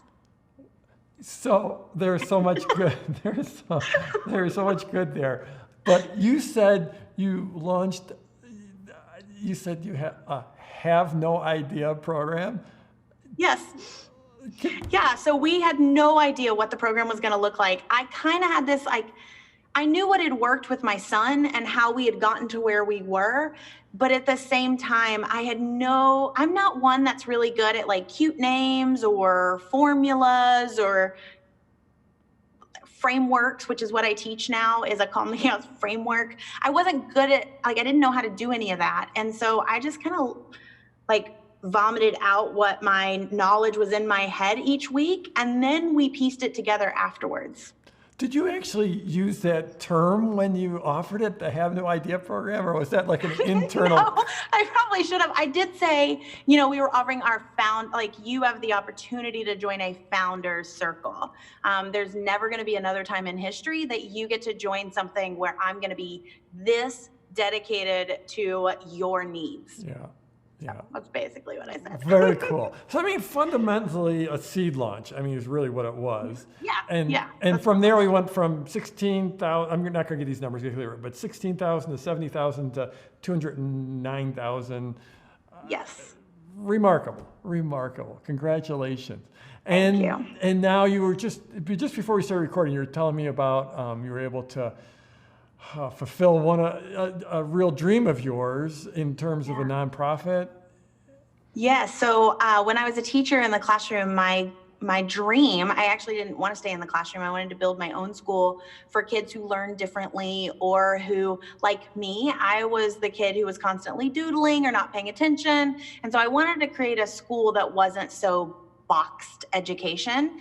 And so that was a dream of mine. And when I had to stay home with my son, or I should say got to stay home with my son, because none of this would have happened without that, I let go of that dream. I completely just let it go. And a year ago, I got to go to Kenya and I got to help open a school And while I was there, the village asked for a preschool. And I was like, oh my gosh, it's my school. And so I had no idea how I was going to do it. This was before the $77,000 launch. This was before the 209 launch.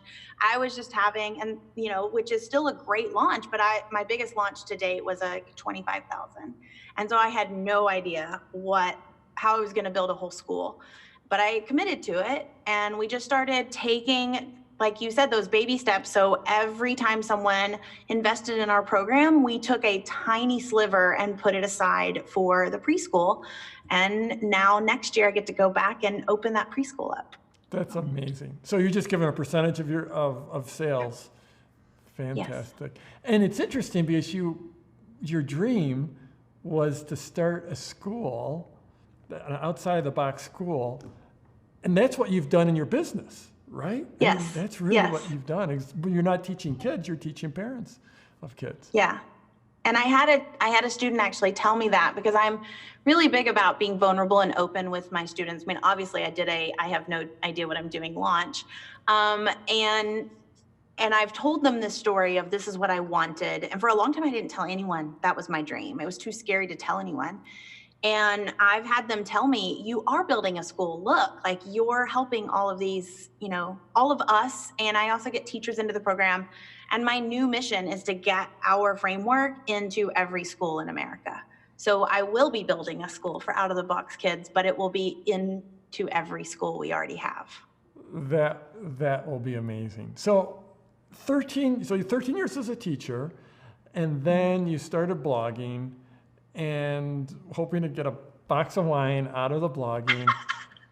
And then you created a book, now a course, now hundreds of thousands of dollars in. Do you ever stop and reflect back? You've got a business, a real business now. Yeah.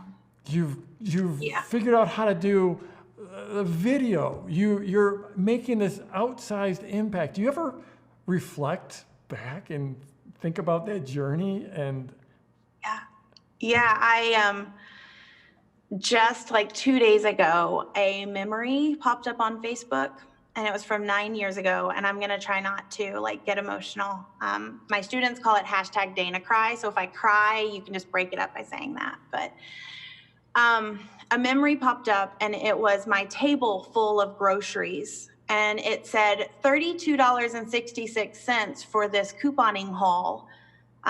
Do you think it's worth it to coupon? And that was 9 years ago. I was a single mom with a mortgage and 2 kids. And I had no idea how I was going to feed my kids, let alone get to, hang out with them and get to go to, on trips anymore and get to enjoy life anymore. And I was counting literally every penny. And that memory popped up the same exact day that we had a splurge date night with our family. And we went to a movie theater where you get to order dinner while you eat, and we paid $200 for my family of 5 to watch the newest, kid movie out there, and all have food and all have desserts. And we didn't think twice about it. And to not have to think about where our next meal is coming from, but beyond that, not have to think, how are we going to help others? How are we going to expand this? How are we going to build something that goes beyond us? We don't even think about that anymore.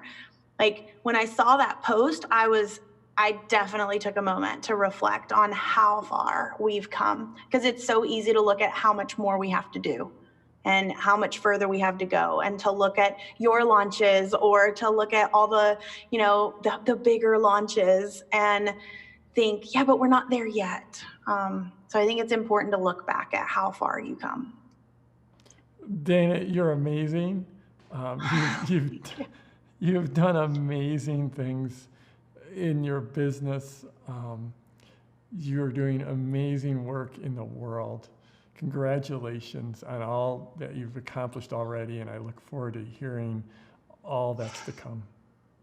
Well, thank you. I owe so much of it to you. I was telling you before this call, but yeah, I wouldn't be here I wouldn't have been here if I hadn't have done that first smaller launch, if I hadn't have seen what was possible, if I didn't know that I could launch something messy, if I didn't know that I could take it step by step. You know, this model that you have created has literally changed our life. So thank you. What do you even say after that? Dana, I see you in the comments. You're awesome. This is the thing. Dana is actually in a launch right now, and she took time to come and show up and cheer you on in the comments. So thank you so much, Dana. And Dana, just because I know you're watching, I've got something for you here. Remember when I talked about the 11 types of launches? Well, I didn't have the have no idea launch. So we now have that added that for you, Dana, the have no idea launch. That just breathtaking. So she went from 16,000 to 70,000 to 210,000. She did the classic seed internal has an L, internal JV launch. I mean, that's the circle of awesome. That's the launch journey is what she did. And something else in that launch journey I didn't mention, if I can find that page, if we get to that super duper fancy page, here we go. Something like that happens when you come around here, and this I would say maybe you've done your internal launch and you come around here and you start to, all of a sudden you look around and you have a real business. You've built systems and processes and there we go, systems, processes, and teams. And you've seen my team here and you've seen the team in the background in the comments, but I didn't, it was just me for the first 3 or 4 years. Then it was me and my wife Mary for another 5 years, and then we added Betty for another few years, and then John, and then Kristen, and now we've got this great big team, and Dana's actually started to build out a team, and what does that mean? That means that you can take your work and get out there in a bigger way. So Dana's obviously mission-driven. She's trying to help these parents of these kids, and she's trying to help them discover their kids' superpowers. And you can go a lot further with a team. What's that saying? If you want to go fast, go alone. If you want to go far, go with a team. And I know many of you are just starting out. You can't even think about this. But eventually on that journey, you might want to have a few people along to help you out. And that's what she's actually done. I love the Have No Idea launch. How can we help others? Just seeing her ask that question. And the school and her focus on giving back and helping people. And I mean, what a crazy journey she's been on. She's built this from I just want to have be able to afford a box of wine to building a real business. And I think this flew by. Didn't she say she got her list up to 92,000? Amazing. Absolutely amazing. So there you go. In the next few days, I'm going to be releasing 3 more amazing case studies on the concierge page. But how about, Dan, we have any questions there in the comment? Any questions coming in? Yeah, we do. How about this one to kick us off? We have Laura. Laura's asking, does it matter which month of the year to launch your first launch? Is December or January going to be better, New Year's resolution time, better if your product has to do with personal growth? Well, so yeah, it's market dependent. So let me answer this in a few ways. So first of all, the timing for launches can be market dependent. So personal development, late December, early January, great time, great time. Probably not, if you're in the tennis market, that's not as great a time. It's a good time for the skiing market. So it varies by market, but specifically personal development, that's a great time of year to launch, because that's when people are examining their lives and taking a look. But it does vary quite a bit. The thing I would say is that there used to be a lot more seasonality, just in general. So I'm going to take a chance here. But it used to be, just in general, for selling stuff directly to consumers, direct marketing, if this was January and this was December, it used to be, this is a great month, and then things used to drop off, and like April and May was really lousy, and then it was slow during the summer, and then it would spike up around September and do really well like that. But to tell you the truth, the markets, and so this is what I used to experience back in the 90s. But these days, stuff sells all the time because our culture is more all on all the time, and we have a worldwide market now. When I started out, it wasn't so worldwide, and there are people of every faith, of every calendar, of every country, of every tradition are online and buying now. It's a great time because it's become a small world in terms of being able to reach people. It's a lot easier to reach people. So seasonality plays a lot less of a role. Personal development, it's still great to get out in January, but it's almost like you can't even avoid all the holidays because there's so many holidays worldwide. So it's like just selling online is amazing. 24 hours a day, 7 days a week, 365 days a year. It's just amazing. Awesome. Okay, we've got one from Jay. Jay says, so I know this is a get rich slow program. I accept that. But theoretically, how slow is realistic to reach the point of having a fully established and highly lucrative system that gives you the freedom that you want? That's a good question. It's like, I'm going to go back to that journey page. It just depends what you're bringing to the table, what assets you've got. We've heard what Bonnie Christine got to $1 million business in 2 years. That's pretty darn fast. That doesn't always happen. It depends on the assets you're bringing to the table, how much time you have, how much effort you can put in, and you can buy shortcuts. If you're there, in other words, the more money you spend, you can accelerate things. But if you're like me and starting an absolute, I didn't have any money to spend whatsoever on my business, I moved a little slower at the beginning. So if you just look at the case studies, there's people that just, Blaine got PLF last September, did his first $38,000 launch in a month, and added $1 million to his business in the last year. So it can happen incredibly quick, but I'm certainly not going to promise that. And a lot of people move slower. And she's, again, a year ago she started. She thinks she's going to do $100,000 this year. That's extraordinary. And I'll tell you, here I'm going to do my best to like kill my sales. But as you go through here, somewhere the second time around and I can't remember if I mentioned this, but this process, I do this once a year. I come back here and get into pre-pre. I do one launch a year. Now, some of my PLF students, they might do 3 or 4 times a year.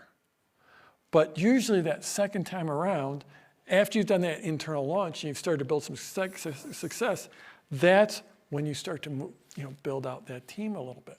And maybe it's just a virtual assistant to start with, or maybe it's just a part-time customer service. But it's usually that second time around on the journey is where you start to get some help and you start to get after that lifestyle. So long answer is it really does depend. It depends on who you are, where you're at, what you can put into it. Awesome. Okay, we've had a bunch of questions about books and authors and book launches.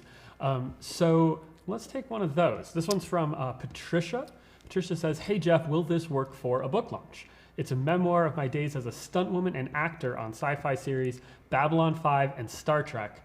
How can I teach that, or what I am selling them?" She was wondering how she can launch that book. Wait a minute, so we got a celebrity here. Babylon 5 and Star Trek, that's awesome. So, books, they're very different between whether they're nonfiction books or fiction books. So you can absolutely do launches. Generally, so there are a lot of different formats and forms of a book launch. And so if you're coming in with a list, then that makes things a lot easier. If you're coming in without a list, then it's a little harder, but it's still possible. But it goes back, I mentioned earlier, one of the things you want to do is you want to have a great book that gets spread through word of mouth. And then you juice it with that initial launch to get some initial sales. Now, one of the things is if you're doing fiction, you can't ever think you're going to do one book. You have to think in series of books. And then there's different ways to use your books to build your list. And then each successive book does better and better. If you look at Harry Potter, that first book didn't launch the way the 7th book launched, where people were camped out waiting for that 7th book to launch. That first book was a slow burn, right? It took off gradually. And so you have to think about, if you're writing fiction, that it is a series of books that builds and builds and builds. And it's almost your own launch journey as it gets bigger and bigger with each one. Now, if you're doing nonfiction, and this one is more nonfiction, but in some ways it's got some fiction characteristics. But if you're doing a nonfiction book, no one, if you just want to get your book out there as a memoir, just so that people, it sounds like you lived an amazing life, or so far. And if you just want to tell people about your amazing life and have a few hundred people, then you can do a moderate book launch. But really, something like that, you're never going to make any real money from a book. Books don't make money unless you write Harry Potter. Something along that lines that goes really big fiction-wise. But even the best nonfiction books, the biggest sellers, they just don't make that much money. That book has to lead into something else. It has to lead into a course, or a training, or a workshop, or a seminar. And that's the reality. So I love that you wrote that book, and it sounds like it's already done. It's an amazing, but you're not going to make much money. No one does. Especially if it's trade published. If it's trade published, you'll make $1 or $2 per book, and one in 1,000 books sells 10,000 copies. So if 1 in 1,000 books, and I'm just making up that number, I don't know if that's technically accurate, but it's very, very, very, very few books sell 10,000 copies. I'm talking nonfiction. If it's just a tiny fraction sell 10,000, and if you make $1 or $1.50 per book, you're going to make 10 or 15,000. You put a ton of time into it. For that amount of time, if you turn it into a course, and so that course, your course, could either be a course about how to be a stunt person at the highest levels, or it could be a personal development based on the work you did and what you learned becoming a stunt person at the highest level. I imagine there was amazing personal development, inner game type of stuff. The inner game stuff I was talking about, you could turn that into a course. So you could either go the personal development route, or you could be teaching people how to be a stunt person. And then you take that book, is almost that's like the beginning of your launch that gets people interested, that helps you tell the story, that maybe helps build your list. And that's how you turn that into a real business that's really going to make an impact and really make you money. Okay. Awesome. Yeah, I would probably buy either one of those courses. All right, so we have Yomar, who's Yomar's saying, so what should we tell in the pre-launch videos? Just value, not talking about the product yet? What specifically are you talking about during that pre-launch? So I went really deep on this in lesson number 1. So check out lesson number 1. I spent 3 hours teaching exactly this. The one thing I do want to mention is there was a time where you put out the pre-launch and you sort of never mentioned the product. And then you sort of, and then in the third PLC, we're going to go way back to the beginning here. It used to be that, you give something cool, and boom, pop out, a pop-up offer. And then I started to teach, well, you really can't do that. You have to, at least somewhere in here, you have to tell people something's coming. Or else it's like you're their best friend, hey, give me money.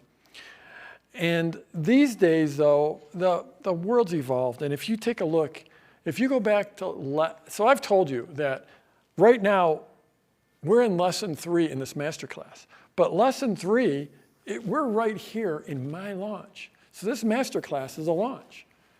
So I'm not hiding anything from you. If you actually go back to lesson 1, it was in the first, I bet you it wasn't more than 5 minutes in, and I said, I've got an offer for you.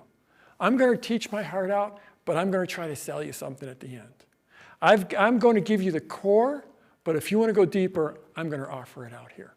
So that's one, it's like these days, people are like, okay, why are you giving away so much for free? And in fact, in some of our Facebook ads, there's comments, and it's like, oh, this is garbage, there's nothing for free, it's a scam. And I just went in the comment, I said, well, it's not a scam. I've helped thousands. I'm going to just deliver massive value. This is what I teach. And after I deliver massive value, probably around 12 hours of value, then I'm going to make an offer. Does it make sense? Sound reasonable? And amazingly enough, first time ever in the history of the universe, someone actually came back in a Facebook comment and said, oh, that makes sense, thanks. It's like instead of flaming me. It was, there you go, okay. Okay, next question is from Peju, and he's asking, how do you get testimonials before your seed launch? Okay, so Dan, you just said, I loved how you sort of like, your voice sort of got tentative and soft when you said a name that you didn't know how to pronounce. It's scary, man. Okay, so we think it's Peju. Sorry for massacring your name. Could you repeat the question? Yes, so Peju. I'm really sorry if I'm saying this wrong, and now we're just saying it wrong over and over and over again. But we're getting your question right. So the question is, how do you get testimonials before you do your seed launch? So good question. So again, Peju, sorry for massacring your name if we are, but you're getting a lot of airtime from us. So how do you get testimonials? So first of all, you don't need to have testimonials to do a seed launch. Again, that seed launch, you're doing that to your small little baby seed list. You probably got a warm relationship with them. It's a super compelling offer. So it's not that hard to make that sale. It's one of the easiest sales you'll make. So you don't absolutely need testimonials. And you can get them often, like when you start out, the testimonials can be about you.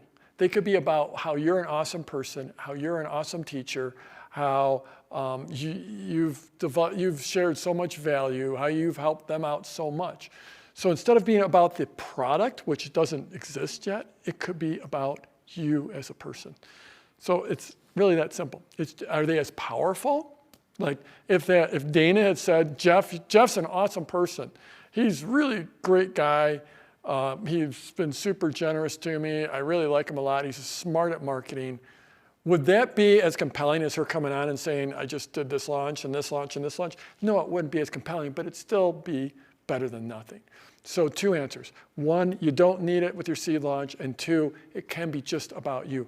Or maybe if you're a practitioner, like maybe you're a massage therapist and now you're going to teach your massage practices, it could be someone saying, wow, Peju's an amazing massage therapist. It could be that, so it could be about the work you've done, even if that was one-on-one and not in the course. Awesome. Okay, we've got one from Rita. Rita's asking if you have to do this launch live or if this can be pre-recorded. Oh, that's a good question. So I've been doing launches since 1996. I started helping people in 2003. I started teaching Product Launch Formula in 2005, so it's been a long time. The absolute very, very, very, very, very, very first live launch was about 2 years ago. So for the first 21 years, it was all recorded ahead of time. And it doesn't have to be video. It could be video. It could be all done via email. It could be done via podcast, blog posts. There's all different formats. And live is just one of them. And probably shouldn't be your first launch. You should probably pre-record your first one. So it doesn't have to be live. Just because I'm doing this live doesn't mean you have to do it live. I've done dozens and dozens and dozens of launches, and this is my second one that's live. Boom. So we're getting a lot of comments about what sort of stuff we use and about what we're, how we're doing this fancy setup here, and how we do what we do kind of at this sort of fancy level here. So this particular one is from Victoria. Victoria is asking, if we're using Kajabi and if we're broadcasting live here. But I thought maybe it'd just be a good time just to talk a little bit about the kind of the tech level needed for these launches. Yeah, so maybe we should indulge them a little bit, but and I'm going to throw it to you, and you can talk about some of the stuff you're doing, just because it's like it's like online business porn when they get to see all that gear you got over there. But so this is the deal: is we do it fancy for a few reasons. One is because we can. I've got a big business now. We've built up a lot of resources. You don't have to be fancy. In fact, sometimes fancy holds you back. In fact, sometimes, what was Dana's launch called? What was it again? I don't know. I have no idea the old launch. have no idea launch. People connect with you when it is low tech. So you don't have to be fancy. We do it because we can. We do it because we're on a big stage. I'm teaching business building and marketing, and there's a lot of other people that teach that, and sort of the level of production required in this market to really play at a high level has gone up. A few years ago, I was literally holding a camera out like this on a selfie stick, or propping it up on a bunch of books. And I did a launch that was almost $4 million with the video we shot was like with a little Canon power shot thing. It's just like a little digital camera, like lousy video. What you can accomplish with a super low level of tech is crazy. And here's another thing: is a lot of times people do want to know what we use, and what we use isn't necessarily what you should use. What you should use. So you asked specifically about Kajabi. Kajabi is a great platform, and in the past we did use Kajabi, but now we have a great big team. We've got amazing tech team. These guys are can code stuff. So everything you're seeing is all custom built. The concierge page, that's a custom built page. We've got all kinds of custom coding. You don't need any of that. You really don't. Just because we're doing it doesn't mean you should do it. In fact, there's a lot of tools we use that if you're in your first 5 launches, you shouldn't use them. If you don't have a big team, you shouldn't use them. They're too complicated. But because I've got the assets, I can do it. I've got the resources, and just because we built up a thing and we like to put on a big show, we can do it. Dan, you want to just go? Yeah, and what I was saying too is that, I think it's also worth noting that there's a lot of times where we don't even use our fancy tools. There's a lot of times where we, even with all the sort of gear that we have and all the tech that we have and the team we have, there's still times where Jeff does a blog video by just shooting it on his phone sometimes. One of the really important things here is that it's all tools, and sometimes having a really fancy hammer is a little more fun to use than a basic hammer, but the basic hammer still works well. And sometimes the really fancy tool for the job is just not really what you're looking for. Let's hear it for Dan. Give it up for Dan in the comments. What do you guys think of Dan? Is he doing pretty good? And actually, before I said, first of all, just remember, guys, send in your comments. Be typing in comments here. And by comments, I mean questions, and just so that we can get them, so that just so we can be giving them to Jeff. And then the other thing is, I think we've got actually a little video to show him, don't we?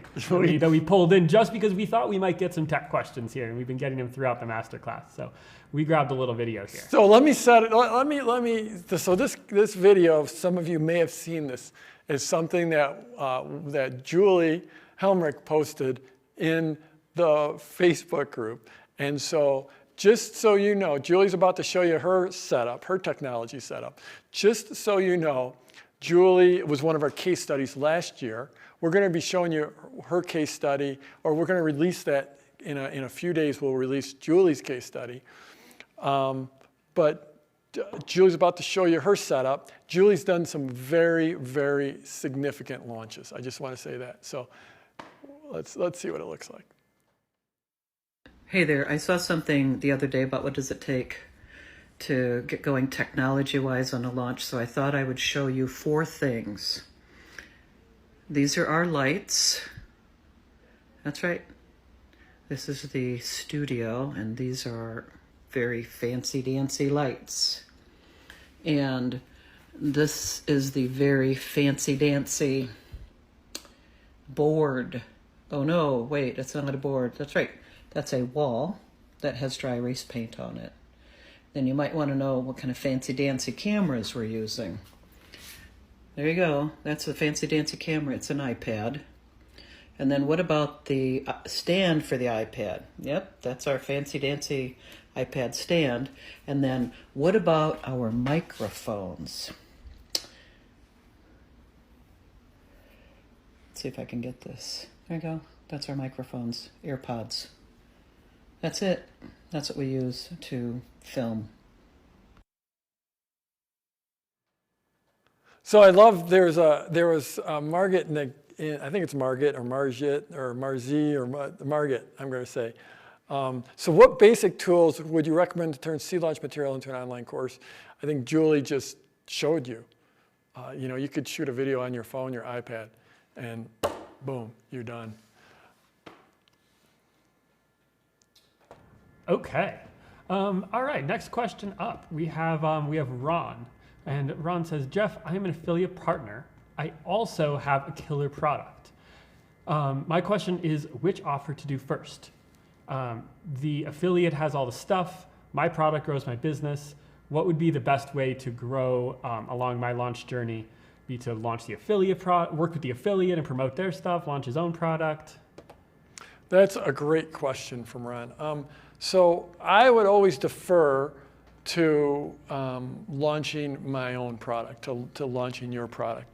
So we can draw this out because there are some strategic questions here. So let's say how to do this. Let's say we have a calendar here, okay, and this is January and this is December. And let's throw in June in here. And so if you have, let's say you have, this is your list. So it sounds like, Ron, you've got a list. So if you've got a list, then they will be most responsive to your first offer, to the first offer they see. So I don't know if you've got a list and you've had this list for a long time, if you're just building a list, you've got new people coming into the list, but there's this thing called recency.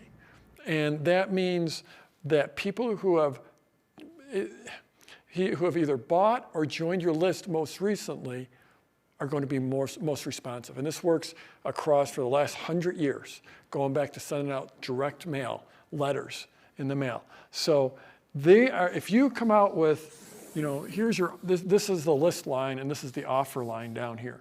And if you come out with your product, I'm going to put yours first, and you send them in here versus, and then later on, send them into the affiliate product, you're going to make more sales. So you're going to do better here and less good here. I'd rather do my own stuff and sell my own thing and build my own business, because remember, that sends people into the buyer's list. And having a buyer's list is amazing. If you go back to lesson 1, and actually lesson 2, we talked about it as well. So I would do these first. Now, that being said, like maybe you're a relatively small fish in a pond, but your affiliate partner is a massive person. They just have this huge presence. And maybe if you did really well for them, they would come back and promote for you. In that case, so does this make sense? Because a lot of times the way to get on a potential partner's radar for them to notice you is to promote for them. In that case, you might want to go first for them in an effort to get them to come back and promote you as a partner of yours. So it can be a strategic decision. In general, I'd launch your own product first, and then I come back for the affiliate product. But if strategically you're like, I can land this person as a partner if I promote for them, then have that be your first offer, because again, the first offer you make is going to be the most effective in terms of sales. These people are going to be most responsive for the first offer. So there is a strategic question here on which to do. In general, mail yours first. Awesome. Okay, we've got a question here from Donna. And Donna's wondering, she says, I see a lot of people asking about getting a list. I see the what to do like once you have people's lists. But what she'd like to know is where to find the people, like how to get people to sign up for her email list in the first place. So we hammered this pretty hard in lesson 2. I sort of went over it and over it and over it, so I'm not going to answer it again here. We got a lot of questions coming in. But the reality is there's multiple sources that you can drive people in, and you can do it with organic traffic, which would be like from social media or from forums. You could do it with joint venture traffic. You could do it with social media traffic. You can do it with paid traffic. The people are out there. You can, what it's about is creating value and creating something of value that they're interested in, so they'll come to your site to get that valuable thing. But before you give them that valuable thing, they have to give you their email address. So again, I pounded this over and over in lesson 2. What else do we got? Okay, we've got Cheryl. And Cheryl's one of a few people who are practitioners, service providers, people working one-on-one. And so she's asking, can you give an example of how this process can be used as a practitioner dealing people one-on-one? I'm a practitioner and having trouble seeing how I can use it. Okay, we have one coming up. We have a case study coming up for you in lesson 4 that is just mind-blowing, just absolutely mind-blowing, of a one-on-one practitioner, a body worker in this case. And definitely check that out. It is coming on Monday it's just a great case study. So a few different ways. So first of all, if you want to stay in as a one-on-one practitioner, you could use this whole process to drive people in and get more clients and possibly raise your prices. That's one way to do it. Another way to do it is if you can take your body of work and turn it into something that people can either do for themselves or do for their loved ones, then you can create a training on how to do that. Or you can create a training for other practitioners. So those are just a few of the ways. And then you want to go from, basically the well-worn path is you go from one-on-one to one on small groups. And then from there, you go eventually to a course. That's the way it works. So this person, the case study we've got coming up on Monday, it's just a mind-blowing case study. And so she went from just doing this one-on-one body work to helping people so that they could help others. And then she has a very high-end offer where it's basically like go away for a weekend at the highest level and work with her and learn how to do that work. Okay, I think we're going to take we'll go one more question here, and then we've got some housekeeping. Sounds good. Okay, we've got David, and David is asking, how much does it cost to do your first launch? Wow, that's a good question.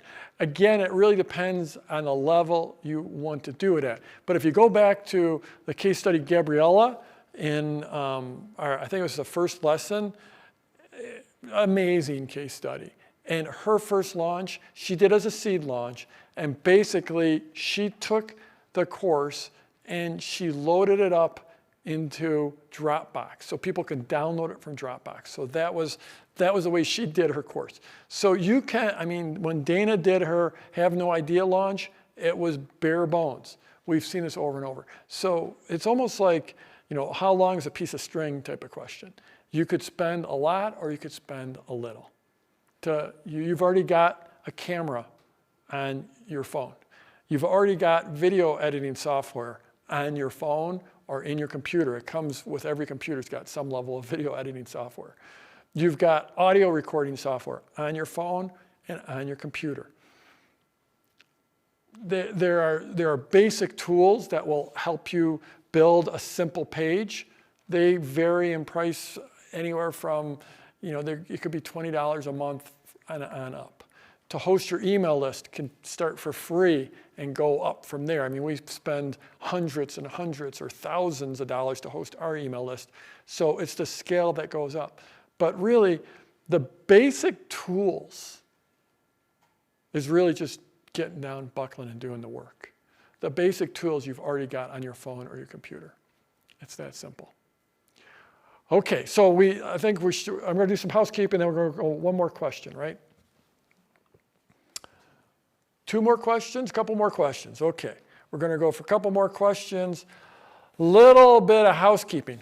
Monday is lesson 4. That's the open cart sequence. And this is something that I've rarely taught as part of the free masterclass. It's really cool. Like I mentioned earlier, it's super important. This is when you want to get right. And this is the one where you tend to see the biggest mistakes show up.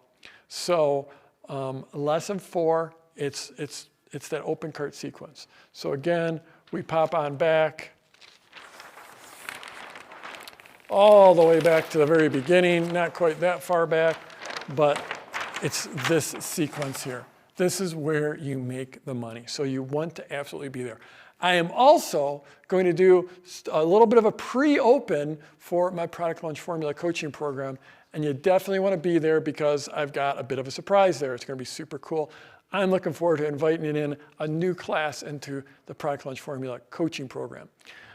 On the concierge page, over the next 3 days, we're going to release a case study with Renee, which is just crazy remarkable about how she saved her business. This is a B2B sale. Renee's sort of in my age range. She'd never been on video. It was completely out of her comfort zone. It's amazing. The next day, we're going to release Sylvie. Sylvie's the one who did it with her art teacher. She wasn't the expert, but she did a great launch. And then we got Patricia, who is one of those digital nomads, and her launches are letting her live all around the world. So get to the concierge page regularly. I've got a little bit of a surprise video coming up there as well. This is going to be our silly little video we've got coming up. Just go to productlaunchformula.com and you can see, you'll be at the concierge page. And boom, stay plugged in, stay in the Facebook group. It's hopping right now. We got right around 3,000 people in that group. I think that's about it. On the concierge page, there's a link where you can get updates via Facebook Messenger. So if you ever wonder when these broadcasts are, if you're missing the emails, go there and then we'll just send you, hey, we're going live right now via Facebook. So that's about it. We got a couple more questions, you said? I'm going to bring this in just about on time, almost on time. Yeah, I think we got time for 2 more. All right, so we've got one from Adriana. Adriana says, what if what I do, which is teaching personal and spiritual growth, is something that a lot of other people offer? There's already a lot of it out there. So this is a great question, and I know this holds a lot of people back. This is definitely one of those below the line questions, but I get it. That it's a below the line question. Here we go, right here. There's too much free stuff out there. There's too many people doing it. All I know is when there's a lot of people out there already doing it, it means it's a great market. That's the reality. Every business I've built has been in super, super crowded markets. And when it's a crowded market, there's a reason it's a crowded market. It's because it's a good market. And so the reality is that people are going to buy you. They're going to buy your experience. They're going to buy who you are and what you bring to the world. And if you look, Anne was a great example. Where's she at? Anne, she's doing surface pattern design. Well, Bonnie's doing surface pattern design too. They're partners. Anne's twice as old as Bonnie. Anne loves things Bonnie's the most amazing thing. She's a cat's meow. Anne sells to people that resonate with her, the people that are like her, the people that are in her age range. So even though you're in a crowded market, they're going to buy you. When I started publishing a newsletter about the stock market, there was tons of newsletters about the stock market, but they resonated with my voice. And the funny thing is, back then, I only had email. My business was 100% email. Everything I did was email. They resonated with the words that came in from me in my emails. They heard my voice, even if they couldn't hear my voice. And in this business, it pays to share yourself. It pays to be authentic. It pays to have integrity. It pays to be generous. It pays to be kind. I think it pays to be humble. That's what I built my business on, people resonating with me. I don't have a silver tongue. You've been watching me for hours. It's not like I've got the silver tongue. It's not like I never say or ah, or never say you know. It's not like I just say perfect sentences every time. I'm just who I am, and I teach from my heart. And when you do that, you'll attract people that resonate with you.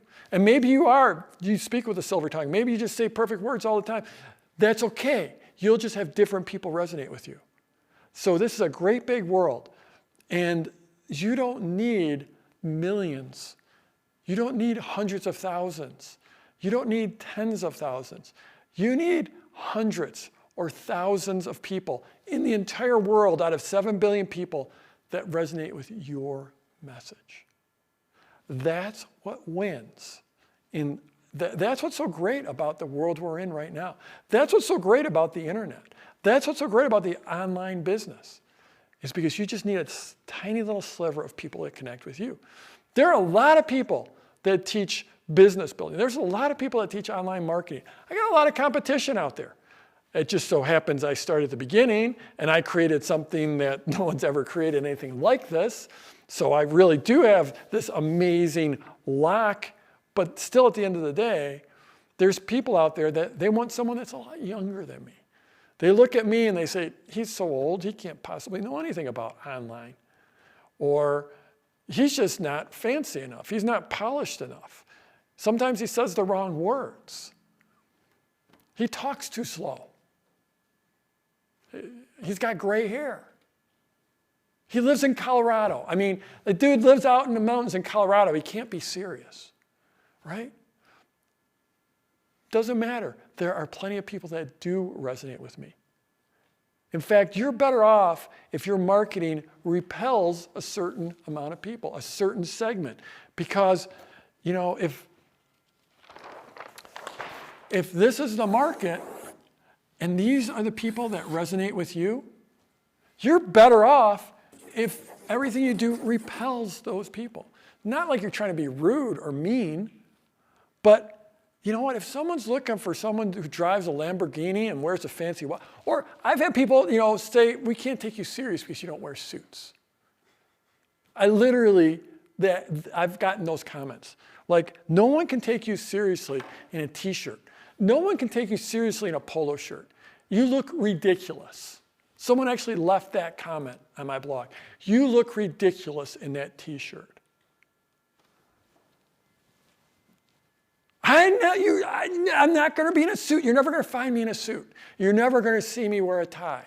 And if that's what it takes, then we're just not right for each other. That's fine. In fact, I guarantee you, there's no one here that wants to see me. No one, 3 hours and whatever, 7 minutes in, no one is saying, boy, I'd pay more attention if he had a tie, because you're gone. They never even got here. You just need this little segment. That's all you need. I'm not saying to be mean to him, to be rude, but I get who I want. You know, I want people that are driven not just by money. Nothing wrong with money. Money's great. Income's great. But I'm not looking for people that are just driven 100% by money. And like I've told you, just backing up, when I started out, I was desperate. I just wanted to make $10,000. Absolutely desperate. But I evolved.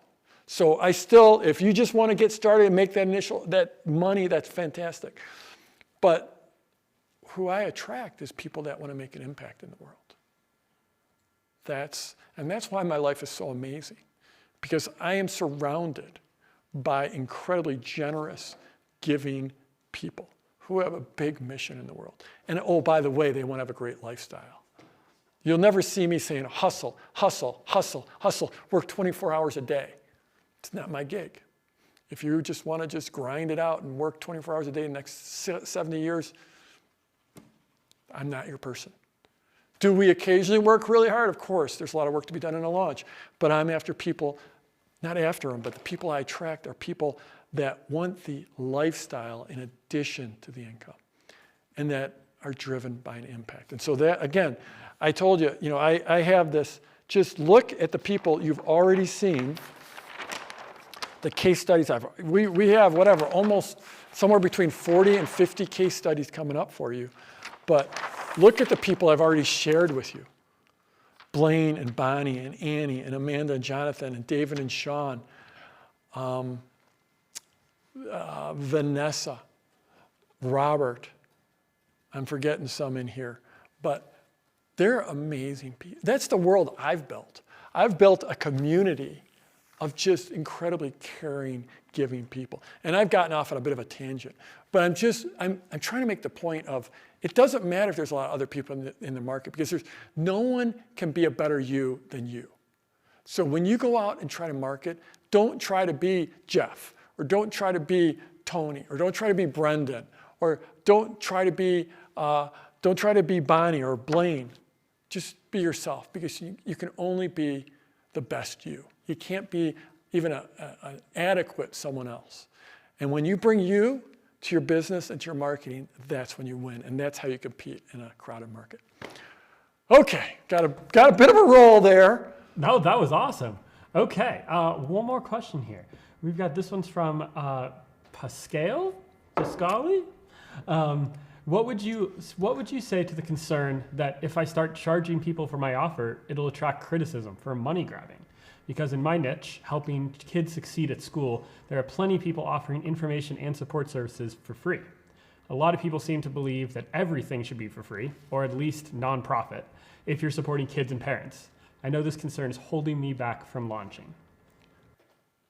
Yeah, Dan, last night when we went out to eat and we went to the restaurant, it was like, I couldn't figure out why they wanted money for my food. It's like, what's up with this? Can't I just have this for free? It's like, it's ridiculous, really. I mean, I ordered pad thai and they're like, cool, that'll be $7. Ridiculous. It's like, what's up with that? It's like these people that show up and say, if you really cared about people, you would be giving this stuff away for free. It's just, do those people work for free? This is the reality. It's like, if you look, I'm not even going to go to a diagram. If you care about the work, and Pascal, I get this because there are markets where a lot of people ask this. It happens in mental health. It happens in teaching. There are art. It happens in so many markets where people feel like you're a money grubber if you actually sell something. And the reality is, like, if you really care about the work and the impact, you need to make money. I mean, Mother Teresa needed revenue. You can't do the work, you can't save the world unless you have revenue coming in. If you're truly serious about making an impact, if you're truly serious about supporting those kids and the parents, well, maybe you could do it for a few months for free. Maybe you could do it for a year for free, but you can't do it long term. And you can't scale it up, because at the end of the day, like I talked about, when you start off, it was just me for years. Then it was me and my wife Mary for more years. But eventually, if you want to go far, you go with a team. And you know what? Pesky little thing, but my team, every month, they really prefer it if I pay them, right? People like to get paid. So the reality is, you cannot build a long-term sustainable impact. You cannot help people sustainably unless you're getting paid. And is there free stuff out there? Absolutely. You know what? I bet you if you went to YouTube, you could type how to do a launch, and there's some stuff for free on how to do a launch. A little 6-minute video, and we're 9 hours into this. We're more than 9 hours into this. It's like, why not just go to YouTube and watch a 6-minute video and learn how to launch? Well, do you think you're going to get the depth of training, the depth of learning there? to get the depth of experience. You're going to get the formula. You're going to get the resources. No, you're not. And this is how you compete in your market. You compete by being you. You compete by bringing your special sauce, your special skill set, your life experience, the essence of you. That's how you build that's how you build a business. And that's what's so great about this. You don't have to be some big industrialist. You don't have to have huge capital. You don't have to have a ton of money. You just have to bring you and show up, and you're going to build a great business. You're going to build a great online business. You're going to have you can do this. You can do this. All you need is you. That's it. You are enough. And I'll see you in lesson 4.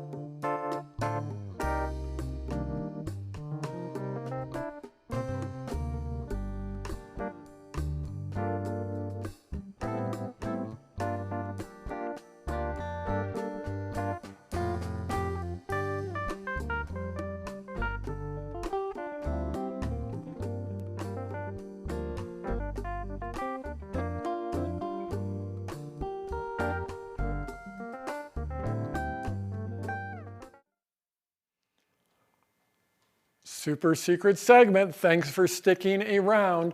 So I just had a great big pivot here and changed what we're going to do in this super secret segment, because those last couple of questions about, crowded markets and how to start, it seemed like in the comments they really resonated. So I just want to talk about that a little bit, because I've been in a number of different markets now. There's the stock market and teaching people how to launch, and there's a couple others in there as well. And the thing that you need to start out, if I were to go just from bare scratch, my answer is always to start publishing. And Publishing might sound intimidating at first, but publishing could be as simple as tweeting about something. It could be as simple as posting on Facebook. It could be as simple as going on a forum. And then eventually you can build up there. A blog could be a great way. You can set up blogs for free pretty easily. Start building that email list and start publishing, because there's those questions about there's free stuff out there, there's too much stuff out there, and I'm just looking at my notes here. People pay for organization and they pay for speed, and they pay for accountability, and they pay for community, and they pay for enhanced opportunities so that they can grow faster, that they can get better, they can get along their journey quicker. And so I used this term earlier, we're rubbing elbows. And so once you start publishing, now you are officially rubbing elbows. There's this, again, I don't love military metaphors, but I think I used this earlier in one of the masterclass. One of the lessons was that no battle plan survives contact with the enemy. No battle plan survives contact with the enemy. Another way to say it is the enemy gets a vote. So I don't like using, obviously, because I don't think of my market as the enemy. But the idea is you can go in with a plan, but the reaction to the plan is going to change the actions that you need to take. So once you start publishing, it's like no great product idea survives contact with the prospects. That's why you don't want to create something in a vacuum. That's the whole essence of the seed launch. It's the essence of the sideways sales letter. It's to get into that conversation with your market. It's to circle the offer, like I talked about earlier. So the best, easiest, fastest way the way I would start if I was going to a new market is I would just start publishing. And you can start publishing via social. You can go start publishing, and publishing is a fancy word, but if you just go on a forum and start answering forums posts and start being helpful, you start to build up you start to build up this gravitas. You start to build up this name. People start to understand that you're this expert. And you start to do that, and it could be in social, it could be on forums, it could be wherever. But now you're interacting, you're rubbing elbows. And the next step beyond that is you start publishing. And you're on a blog. Start publishing on YouTube. Start building that email list and start talking to them. Just because someone's on your email list doesn't mean you can't have a personal correspondence. So when I started out, I just had a few dozens of people on my email list. I'd be sending one-on-one emails back and forth, getting to know them, getting to know the avatar. That all goes back to that journey I showed you where you're gradually circling the offer. You're learning to talk to the market. You're learning you're learning what words they use. You're learning what those fears and dreams and hopes and aspirations are. And staying tied into that is the key to long-term success. And it's the key to getting past that there's free stuff out there or there's too much other stuff out there. So that's your super secret segment. I'll see you in just a few days in lesson 4. Keep watching that concierge page. These case studies I've got coming up are amazing.